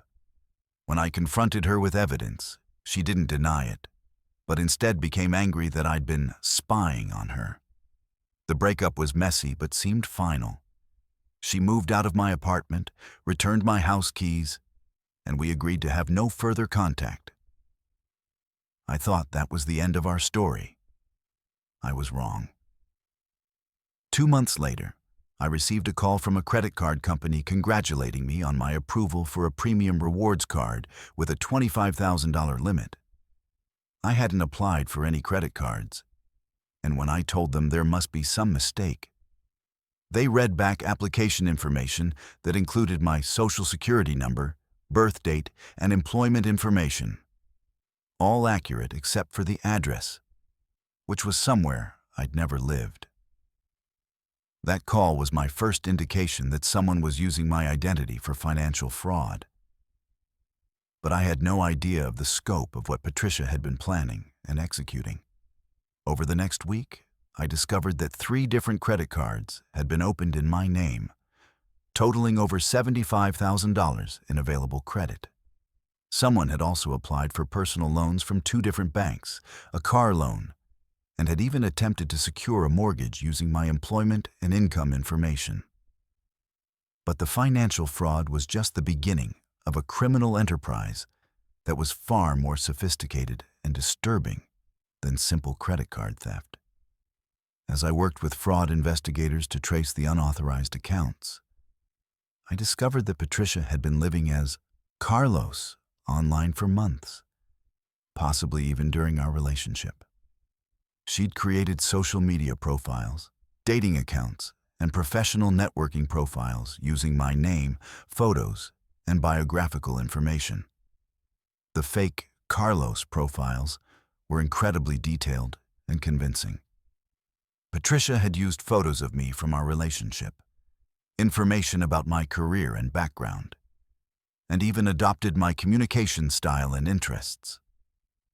She'd been conducting romantic relationships with multiple women using my identity, promising them love and financial security while soliciting money for various fabricated emergencies. I found online conversations where Carlos had borrowed money from women for restaurant equipment, family medical emergencies, and business investments. Patricia had been running romance scams using my identity, exploiting women's emotions while destroying my reputation and credit simultaneously. But the most chilling discovery was that Patricia had been using my identity to rent apartments, sign lease agreements, and establish utility accounts in different cities. She'd created multiple versions of Carlos, living in various locations, each with their own financial obligations and legal complications. When I tried to rent a new apartment after our breakup, I discovered that Carlos was already living in 3 different apartments across Florida, had outstanding utility bills in multiple cities, and had been reported to collection agencies for various unpaid debts that I'd never incurred. The scope of Patricia's identity theft was so comprehensive that it seemed impossible to untangle. She hadn't just stolen my credit. She'd stolen my entire existence and was living multiple parallel lives using my name and credentials. The investigation revealed that Patricia had been conducting this identity theft operation for at least 18 months before our relationship ended, possibly beginning shortly after we started dating. She'd used our relationship as cover for gathering my personal information, while simultaneously exploiting that information for financial gain. But here's what made her crimes particularly sophisticated. Patricia had been making minimum payments on some of the fraudulent accounts while maxing out others, creating a complex pattern that kept some accounts in good standing while destroying others. This strategy prevented immediate detection while maximizing the financial damage she could inflict. She'd also been filing tax returns in my name, claiming refunds for income I'd never earned and deductions for expenses I'd never incurred. The IRS investigation that followed discovered years of fraudulent filings that created tax liabilities I couldn't possibly pay. The most disturbing aspect of Patricia's operation was how she'd been using my professional reputation in the culinary world to establish credibility for her various scams. She'd contacted food suppliers, restaurant equipment vendors, and even potential business partners using my name and industry connections. Several business contacts told me about conversations they'd had with Carlos about potential partnerships, equipment purchases, and restaurant investments. Patricia had been leveraging my hard-earned professional reputation to conduct fraud that could have permanently destroyed my standing in the Miami food scene. The personal impact of having my identity stolen was devastating beyond just the financial damage. I couldn't trust any communication that claimed to be from me, couldn't be sure whether new professional opportunities were legitimate or part of Patricia's ongoing schemes, and had to constantly monitor for new accounts or activities being conducted under my name. The legal process of proving identity theft and establishing that I wasn't responsible for Patricia's crimes took over 2 years and required extensive documentation, testimony, and investigation. I had to provide alibis for dates when Carlos had been in other cities, prove that signatures on various documents weren't mine, and demonstrate that I couldn't have been conducting the activities that Patricia had been carrying out using my identity. The federal investigation into Patricia's crimes revealed that I wasn't her only victim. She'd been running similar identity theft operations against at least 6 other men she'd dated over the past 5 years, using intimate relationships as opportunities to gather personal information for financial fraud. Patricia was ultimately charged with federal identity theft, wire fraud, mail fraud, and tax evasion. The evidence against her included thousands of documents bearing my forged signature, recorded phone conversations where she impersonated me, and digital records showing her use of my personal information to conduct financial transactions. She was sentenced to 7 years in federal prison and ordered to pay restitution to her victims. But the financial judgment was largely meaningless since she'd spent or hidden most of the money she'd stolen through her various schemes. Rebuilding my credit and identity took 4 years and cost me over $30,000 in legal fees, credit monitoring services, and lost income from business opportunities I couldn't pursue, while my financial background was compromised. I had to provide extensive documentation for every financial transaction, employment opportunity, and legal matter that involved my name or social security number. The experience taught me that identity theft, in the context of intimate relationships, is particularly devastating, because the perpetrator has access not just to documents and numbers, but to the personal information and emotional intelligence needed to make fraud convincing and comprehensive. Patricia had used our relationship to study my personality, my communication style, my professional goals, and my financial habits. This intimate knowledge allowed her to impersonate me convincingly enough to fool creditors, landlords, and even romantic partners who thought they were getting to know The real Carlos. The psychological impact of having someone literally steal your identity and live multiple lives under your name is difficult to describe. I felt like I'd lost not just my financial security, but my sense of self. Constantly wondering who else might be out there claiming to be Carlos and what new damage might appear on my credit report or criminal background check. 5 years later, I've rebuilt my credit, opened my own restaurant, and learned to protect my personal information with levels of security that would have seemed paranoid before this experience. But I still receive occasional calls about debts or activities from Patricia's years of impersonating me. Reminders that the consequences of identity theft can persist for decades. The most important lesson from this nightmare is that intimate access to someone's personal information is a privilege that requires trust, and that trust can be weaponized by people who view relationships as opportunities for financial exploitation rather than emotional connection. When someone offers to help you with financial documents or administrative tasks, make sure you understand the difference between partnership and predation. The person who knows your social security number and mother's maiden name has everything they need to become you. And some people are willing to destroy your entire life for their financial gain. Your identity is more valuable than your money, and it's much harder to recover once it's been stolen by someone who truly knows how to use it against you. My name is Lauren, and my ex got himself hired at my company just to torment me. When most people think about escaping a toxic relationship, they imagine changing their phone number, blocking social media accounts, or maybe even moving to a new apartment. They don't imagine that 6 months after ending things, their ex would show up as their new coworker, transforming the workplace they'd spent years building into a daily battlefield, where professional success and personal safety become impossible to maintain. I was 28, working as a software engineer at a growing tech startup in Austin. I'd been with the company for 3 years, had established myself as a reliable team member, and was finally getting assigned to high-profile projects that could advance my career. My work environment felt safe, supportive, and full of potential. Exactly the kind of place where I could build the professional future I'd always wanted. That sense of security and professional identity became the target of the most calculated harassment campaign I could have imagined. I dated Nathan for 4 months the previous year, a relationship that should have been a minor footnote in my dating history, but instead became the foundation for a year-long nightmare that nearly destroyed my career and my mental health. Nathan was a software developer I'd met at a tech meetup, and initially he seemed like someone who understood my professional world and shared my passion for technology.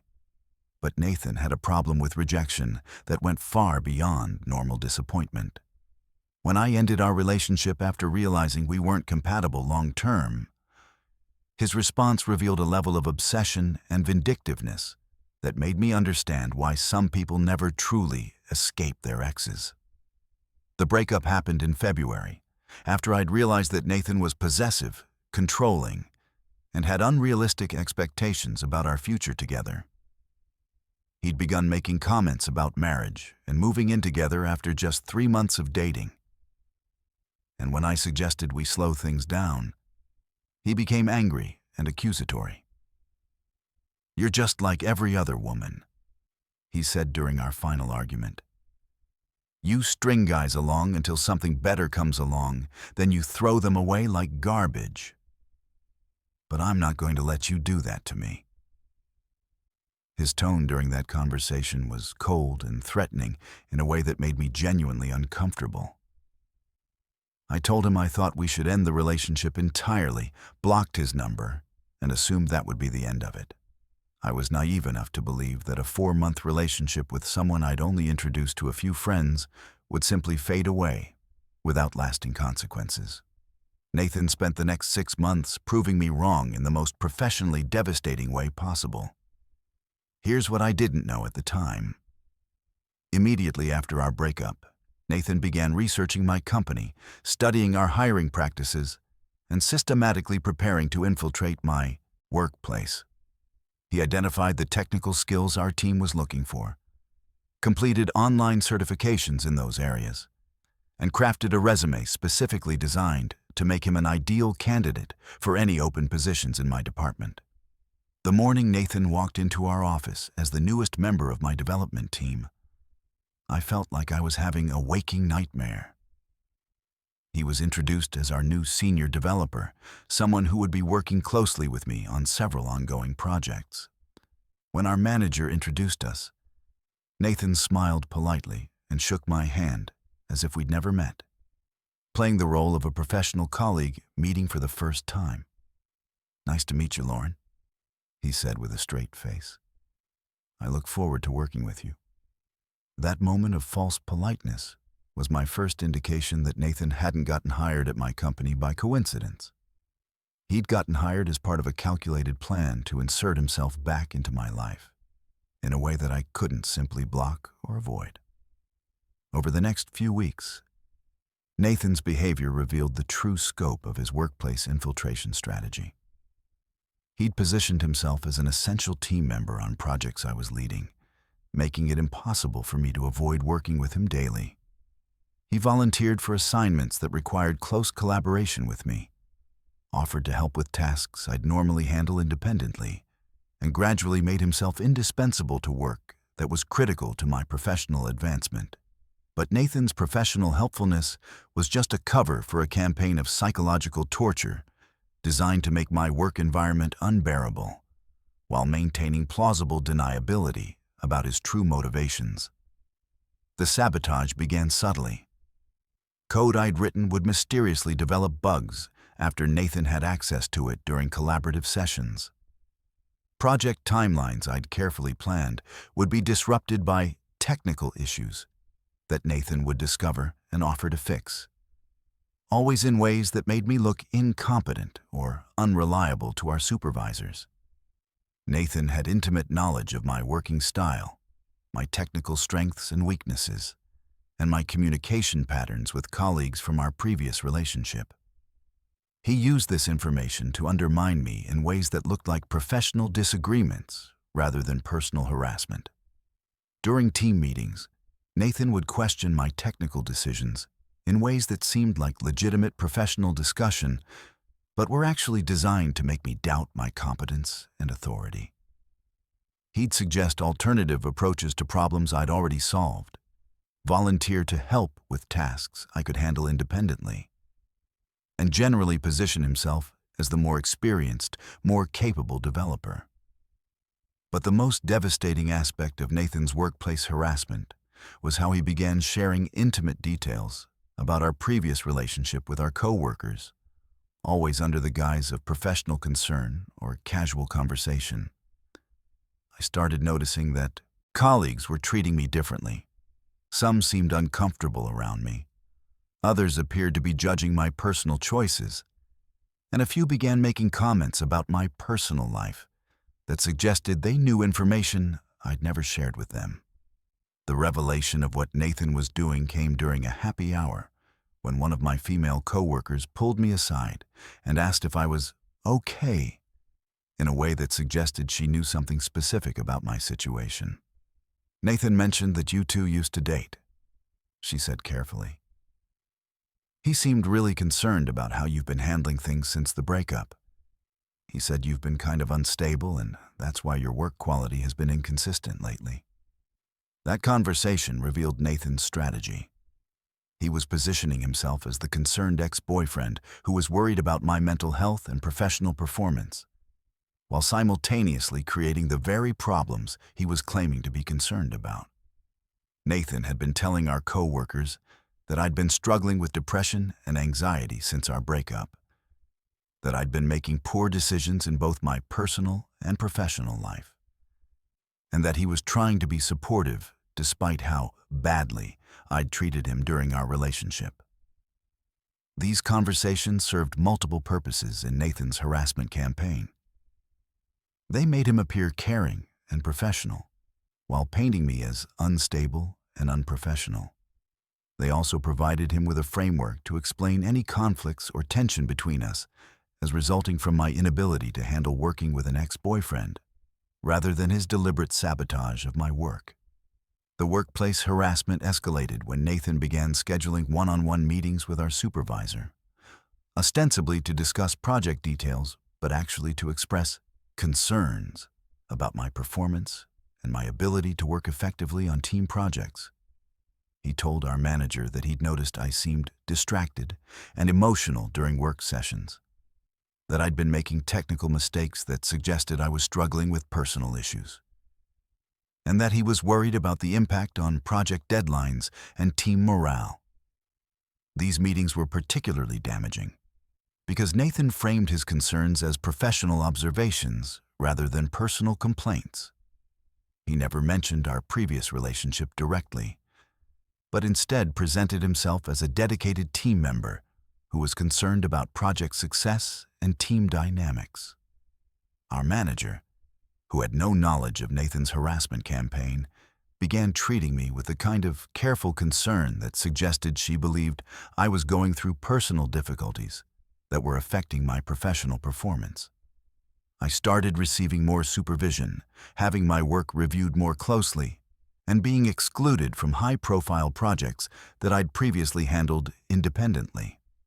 The most psychologically devastating aspect of Nathan's campaign was how it made me question my own competence and professional judgment. When you're being systematically undermined by someone who understands your work style and technical abilities, it becomes difficult to distinguish between legitimate criticism and malicious sabotage. I started second-guessing every technical decision, doubting my ability to handle complex projects, and constantly monitoring my own behavior for signs of the emotional instability that Nathan was claiming to observe. The harassment was so subtle and so professionally framed that I began wondering if I really was struggling more than I realized.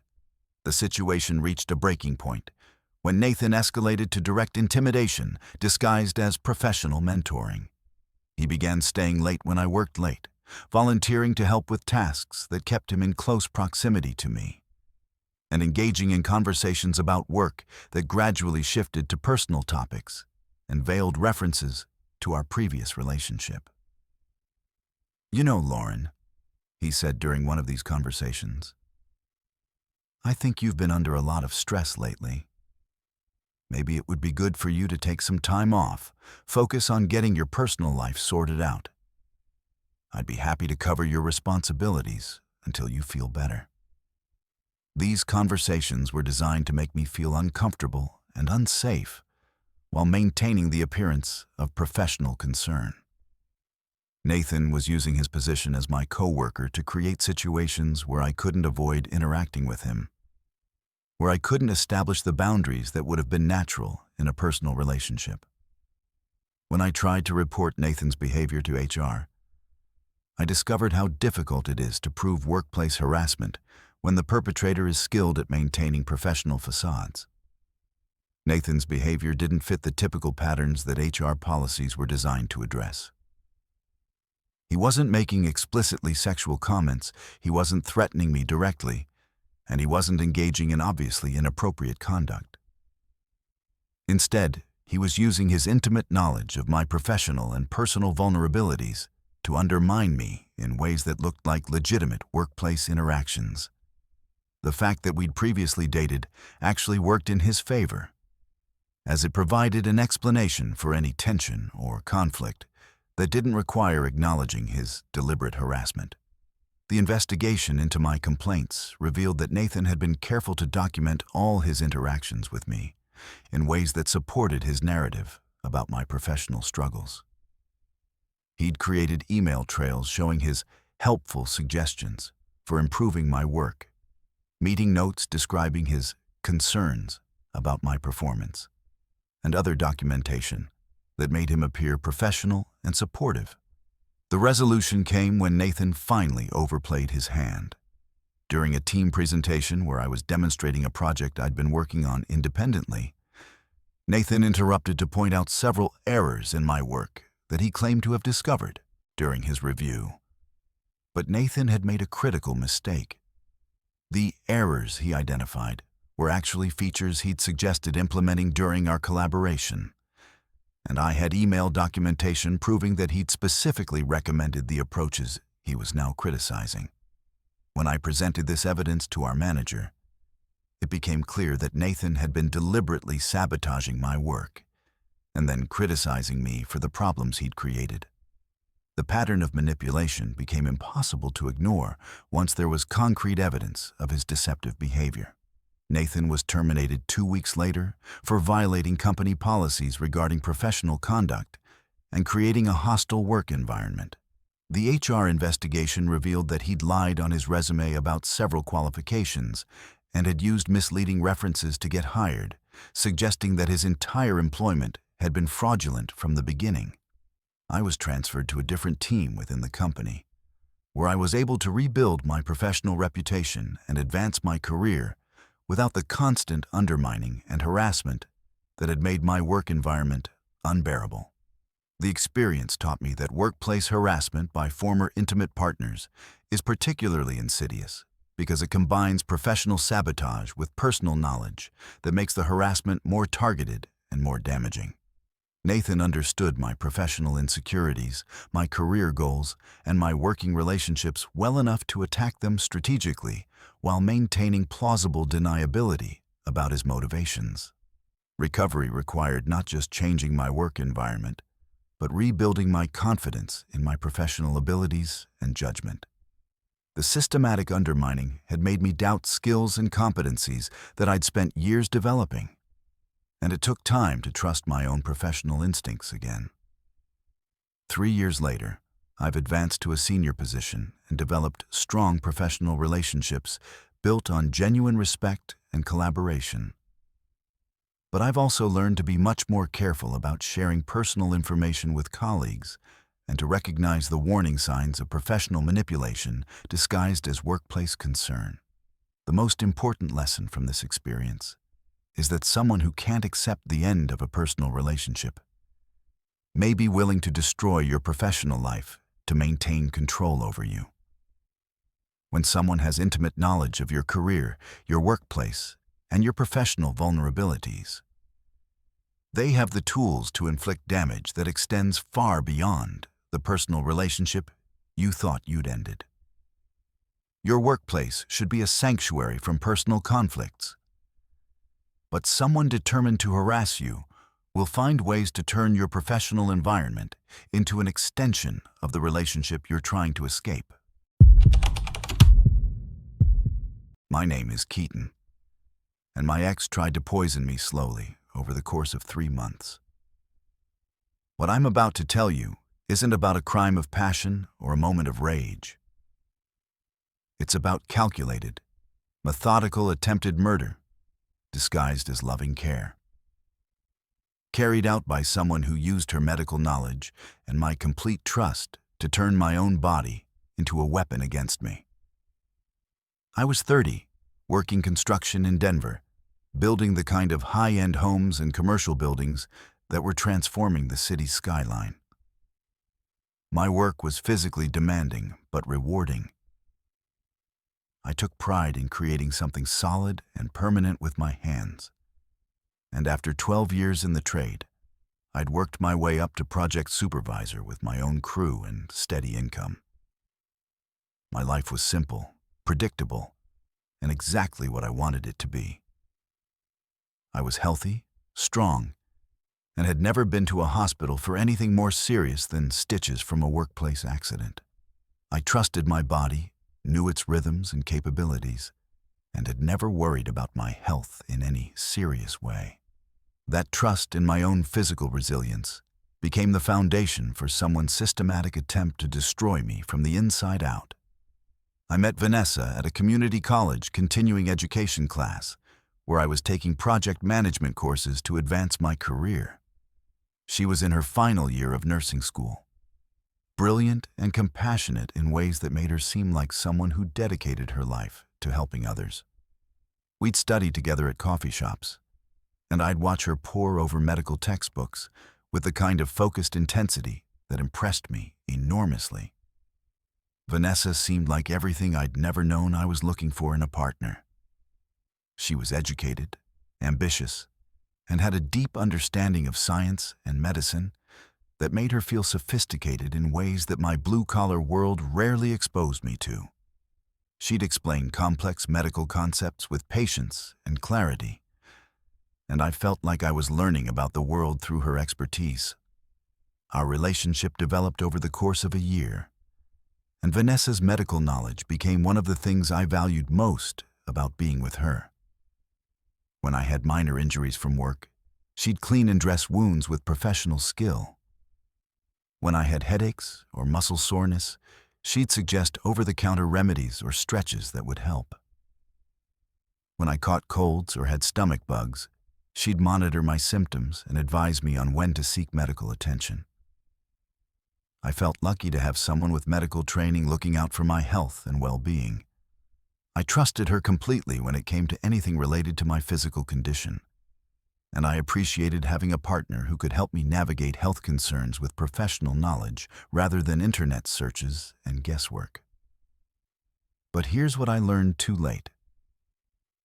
When someone with medical knowledge decides to harm you, they have access to methods of inflicting damage that are virtually impossible to detect until it's almost too late.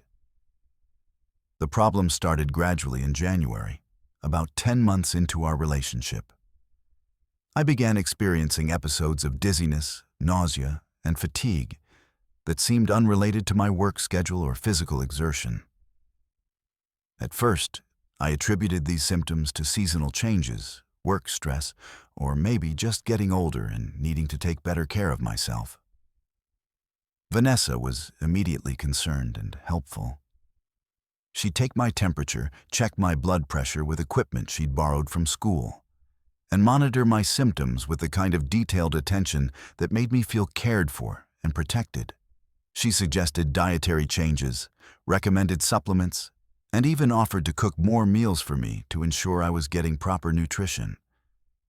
"You work so hard, Keaton," she'd say while preparing elaborate, healthy meals. "Your body needs more support than just grabbing fast food between job sites. Let me take care of you properly." I was grateful for her attention and impressed by her dedication to helping me feel better. When the symptoms persisted, Vanessa suggested I see a doctor, and she even came with me to appointments to help describe my symptoms and provide additional medical context that might help with diagnosis. But here's the terrifying part. Every doctor's visit came back with inconclusive results. Blood tests were normal, physical examinations revealed nothing unusual, and various specialists couldn't identify any underlying condition that would explain my increasingly debilitating symptoms. As weeks passed, the episodes became more frequent and more severe. I'd wake up feeling nauseated and disoriented, struggle through work days with unexplained fatigue, and come home feeling like I was fighting off some mysterious illness that never quite materialized into anything doctors could identify or treat. Vanessa's response to my worsening condition was to become even more attentive and caring. She researched my symptoms online, suggested new supplements and remedies, and gradually took over most of the cooking and meal preparation in our relationship. She'd bring me homemade smoothies and energy bars, prepare elaborate dinners designed to boost my immune system, and constantly monitor my condition with professional thoroughness. "I think your body might be struggling to absorb nutrients properly," she'd explain while preparing yet another supplement-laden meal. Sometimes construction workers develop deficiencies from physical stress and irregular eating habits. These vitamins should help restore your system's balance. What I didn't realize was that Vanessa wasn't treating my mysterious illness. She was creating it. The revelation came accidentally in March when I decided to install security cameras around our apartment after there had been some break-ins in our neighborhood. I positioned one camera in the kitchen to monitor the main entry point, and I didn't think to mention it to Vanessa since it seemed like a routine security measure. 3 days later, When I was reviewing footage after another severe episode that had left me bedridden for an entire weekend, I discovered something that changed everything I thought I knew about my relationship and my health. The camera had captured Vanessa in our kitchen at 5 a.m., carefully adding something to a protein smoothie she was preparing for my breakfast. I watched her use a small syringe to inject liquid into the smoothie, stir it carefully, and then dispose of the syringe in a way that suggested this was a practiced routine rather than a one-time incident. My hands were shaking as I fast-forwarded through several days of footage, discovering that Vanessa had been systematically contaminating my food and drinks with unknown substances for weeks, possibly months. She had a supply of syringes, vials, and what appeared to be various medications that she was methodically introducing into everything I consumed.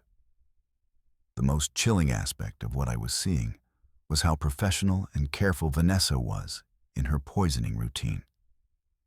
She wore gloves, measured dosages precisely, and maintained detailed notes about what she was administering and when. This wasn't impulsive or emotional. It was systematic, calculated, and carried out with the same clinical precision she brought to her nursing studies. When I confronted Vanessa with the video evidence, her reaction was unlike anything I could have expected. Instead of denial or remorse, she seemed almost relieved that her secret was finally revealed, and she began explaining her actions with the same clinical detachment she might use to describe a medical case study. "I was trying to help you understand how much you need me," she said calmly. "You're so independent, so convinced that you can handle everything on your own. I wanted you to experience what it feels like to be vulnerable and dependent on someone who really knows how to take care of you." She explained that she'd been giving me small, carefully measured doses of various medications: insulin to cause hypoglycemic episodes, diuretics to create dehydration and weakness, and other substances designed to create symptoms that would make me feel sick without causing immediately life-threatening effects. "I never gave you anything that would cause permanent damage," she said, as if this somehow made her actions acceptable. "I know exactly how these medications work and what dosages are safe. I was always monitoring your condition to make sure you weren't in any real danger." But Vanessa's definition of real danger didn't account for the psychological trauma of believing your body was failing you, the career impact of missing work due to unexplained illness, or the long-term effects of being systematically poisoned by someone you trusted completely.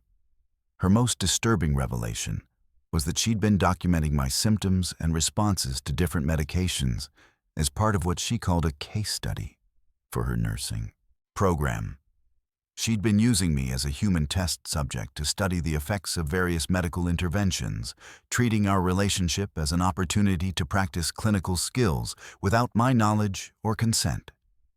"You should be grateful," Vanessa said, when I expressed horror at what she'd done. "I've learned so much about pharmacology and patient care through this experience. When I become a nurse, I'll be much better at recognizing and treating these kinds of symptoms, because I've seen how they develop and progress in a controlled setting."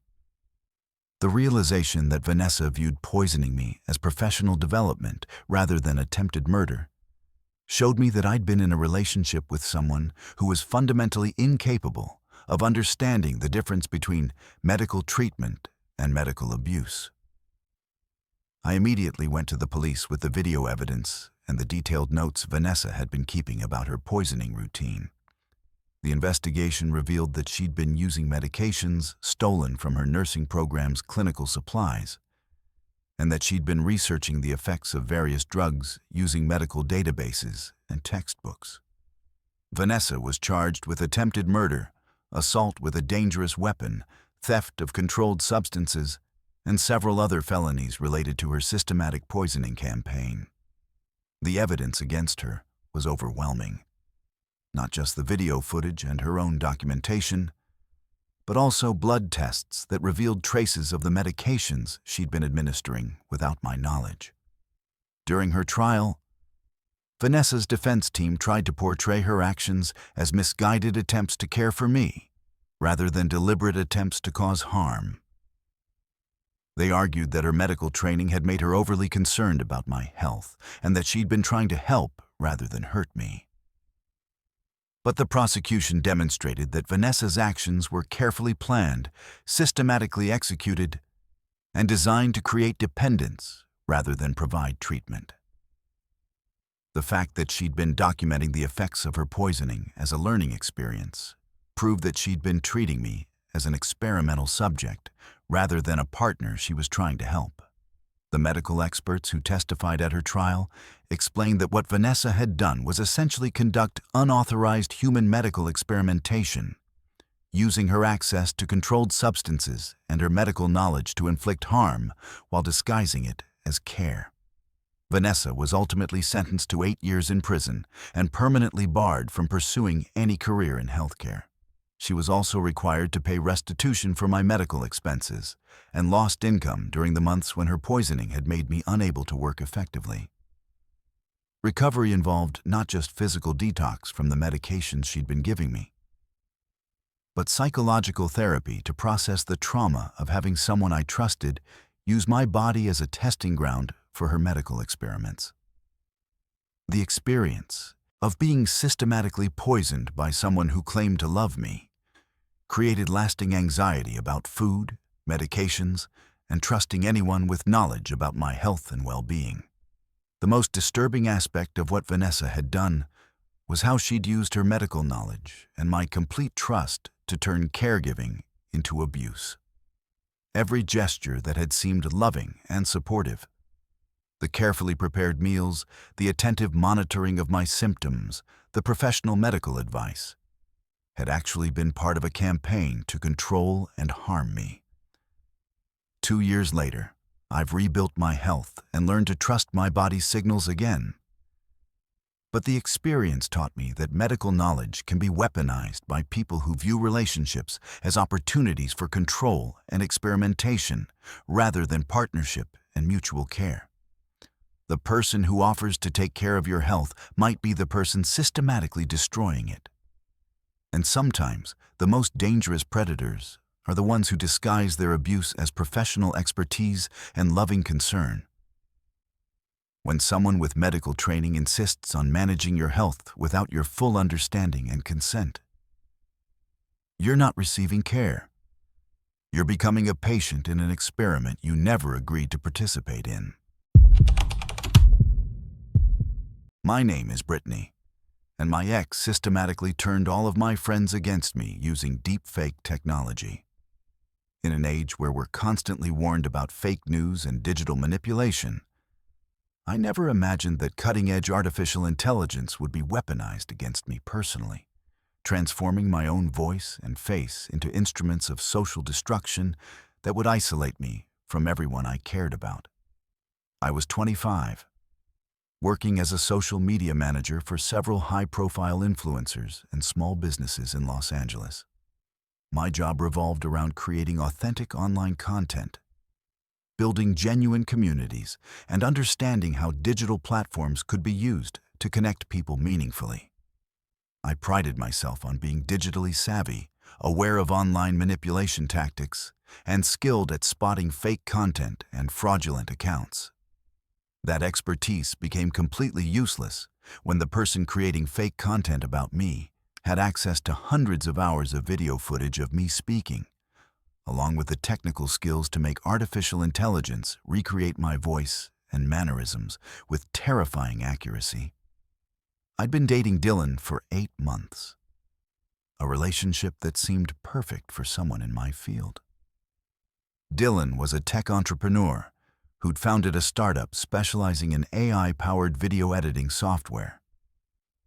He was brilliant, successful, and genuinely passionate about the creative possibilities of artificial intelligence and machine learning. He'd often show me the latest developments in his field, including early versions of deepfake technology that could convincingly replace one person's face and voice with another's. The applications for this technology are incredible. Dylan would say, demonstrating software that could make it appear as though anyone had said anything. Imagine being able to create personalized content at scale, or help people communicate in languages they don't speak.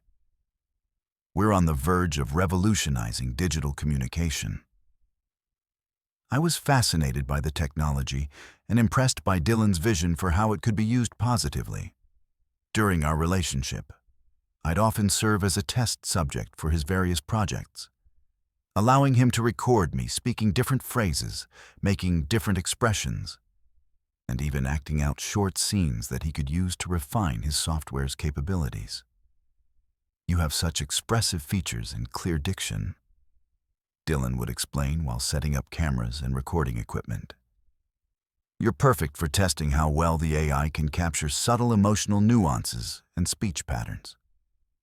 I was flattered by his professional interest in my communication style and happy to support his innovative work. Over the course of our relationship, Dylan recorded hundreds of hours of me speaking about various topics, expressing different emotions, and demonstrating different conversational styles. I thought I was contributing to groundbreaking technology that would change digital media forever. I had no idea I was providing him with the raw material he would eventually use to destroy my social life entirely. Our relationship ended in September after I discovered Dylan had been unfaithful with multiple women, including some of his business partners and clients. When I confronted him with evidence, he didn't deny the affairs, but instead became coldly calculating in a way that should have warned me about what was coming. "You're being dramatic and possessive," he said with a level of disdain that shocked me. "I'm building something important here, and I can't be limited by conventional relationship expectations. If you can't handle the reality of being with someone who operates at my level, then maybe this isn't going to work."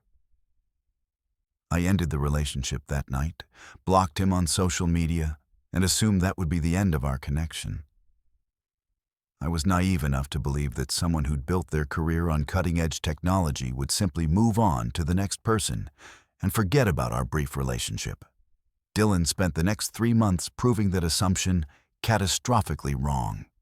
The campaign against my social circle began subtly in October, about a month after our breakup. My close friend Tiana called me, sounding confused and hurt, asking about comments I'd allegedly made about her recent promotion at work. "Brittany," she said carefully, "I need to ask you about something. Someone sent me a video of you talking about how my promotion was probably just because I've been sleeping with my boss. It really doesn't sound like something you'd say. But the video is so clear, and it's definitely your voice." I was completely bewildered. I'd never said anything remotely like that about Tiana or her professional achievements. I'd been genuinely happy about her promotion and had celebrated with her just weeks earlier. When I told her I had no idea what she was talking about, she seemed to believe me, but I could hear uncertainty in her voice that hadn't been there before. That conversation was my first indication that someone was spreading false information about me. But I had no idea of the technological sophistication behind what was actually happening. Over the next few weeks, more friends began confronting me about things I'd supposedly said about them. My friend Orlando received a video of me allegedly making racist comments about his girlfriend. My friend Elliot was sent footage of me supposedly mocking her struggle with anxiety and depression.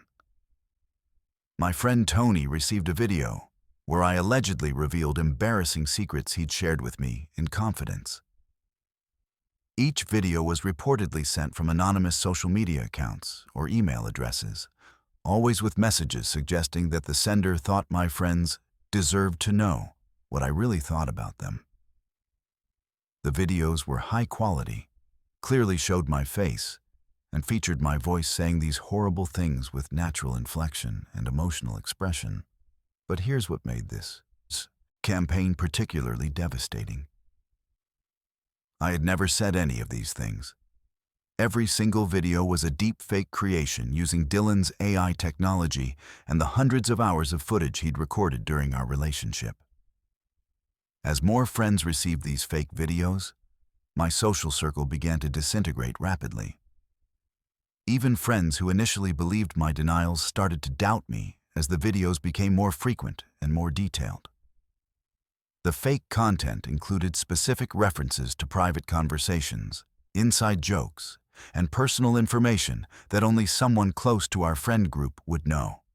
Dylan had crafted each deepfake video to be maximally damaging to specific relationships. He'd studied my friendships during our relationship, identified each person's insecurities and sensitive topics, then created fake content that would exploit those vulnerabilities while appearing completely authentic. The most psychologically devastating aspect of Dylan's campaign was how the deepfake videos captured not just my physical appearance and voice, but my mannerisms, facial expressions, and speaking patterns with uncanny accuracy. Friends who received the videos weren't just seeing someone who looked like me saying horrible things. They were seeing what appeared to be me expressing genuine emotions and opinions with complete authenticity.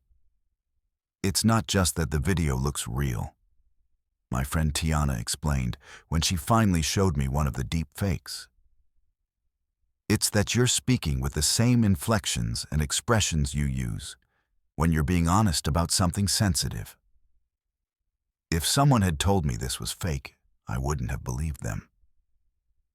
The deepfake technology Dylan was using had advanced to the point where it could recreate not just physical appearance, but emotional nuance and personal communication style. He'd trained the AI on hundreds of hours of footage of me expressing different emotions, discussing various topics, and interacting in different social contexts. By December, I'd lost most of my close friendships. Even people who wanted to believe me found it impossible to dismiss video evidence that appeared completely genuine. The fake videos were so convincing that friends began questioning their own memories of conversations with me, wondering if I'd been hiding my true feelings about them all along. The isolation was devastating. But what made it worse was knowing that somewhere Dylan was watching my social life implode while probably feeling satisfied with the effectiveness of his technological revenge campaign. The situation reached a breaking point when Dylan escalated to creating deepfake videos of me saying things that could damage my professional reputation. He sent fake videos to my clients and colleagues where I allegedly made disparaging comments about their businesses, revealed confidential information, and demonstrated unprofessional attitudes that could destroy my career. That's when I realized Dylan wasn't just trying to hurt me personally. He was attempting to destroy every aspect of my life using technology that made it nearly impossible for me to prove my innocence. I hired a digital forensics expert who specialized in detecting AI-generated content and deepfake technology. The investigation revealed subtle technical artifacts in the fake videos that proved they weren't authentic recordings. But the analysis required expensive, specialized equipment and expertise that most people don't have access to. The forensic report confirmed what I'd been claiming all along. Every single video had been artificially generated using advanced deepfake technology. The analysis showed compression artifacts, facial mapping inconsistencies, and audio synthesis markers that proved the content was created by AI rather than recorded from life. But by the time I had scientific proof that the videos were fake, the social damage had been done. Most of my friendships had been irreparably damaged, my professional reputation required extensive rebuilding, and my trust in digital media had been permanently altered. The legal case against Dylan was complicated by the fact that deepfake technology exists in a legal gray area where traditional harassment and defamation laws haven't caught up with the possibilities of AI-generated content. While I was able to prove that he'd created fake videos of me, prosecuting him required establishing legal precedents for crimes that barely existed when current laws were written. Dylan was ultimately charged with harassment, identity theft, and computer crimes related to the creation and distribution of non-consensual deepfake content.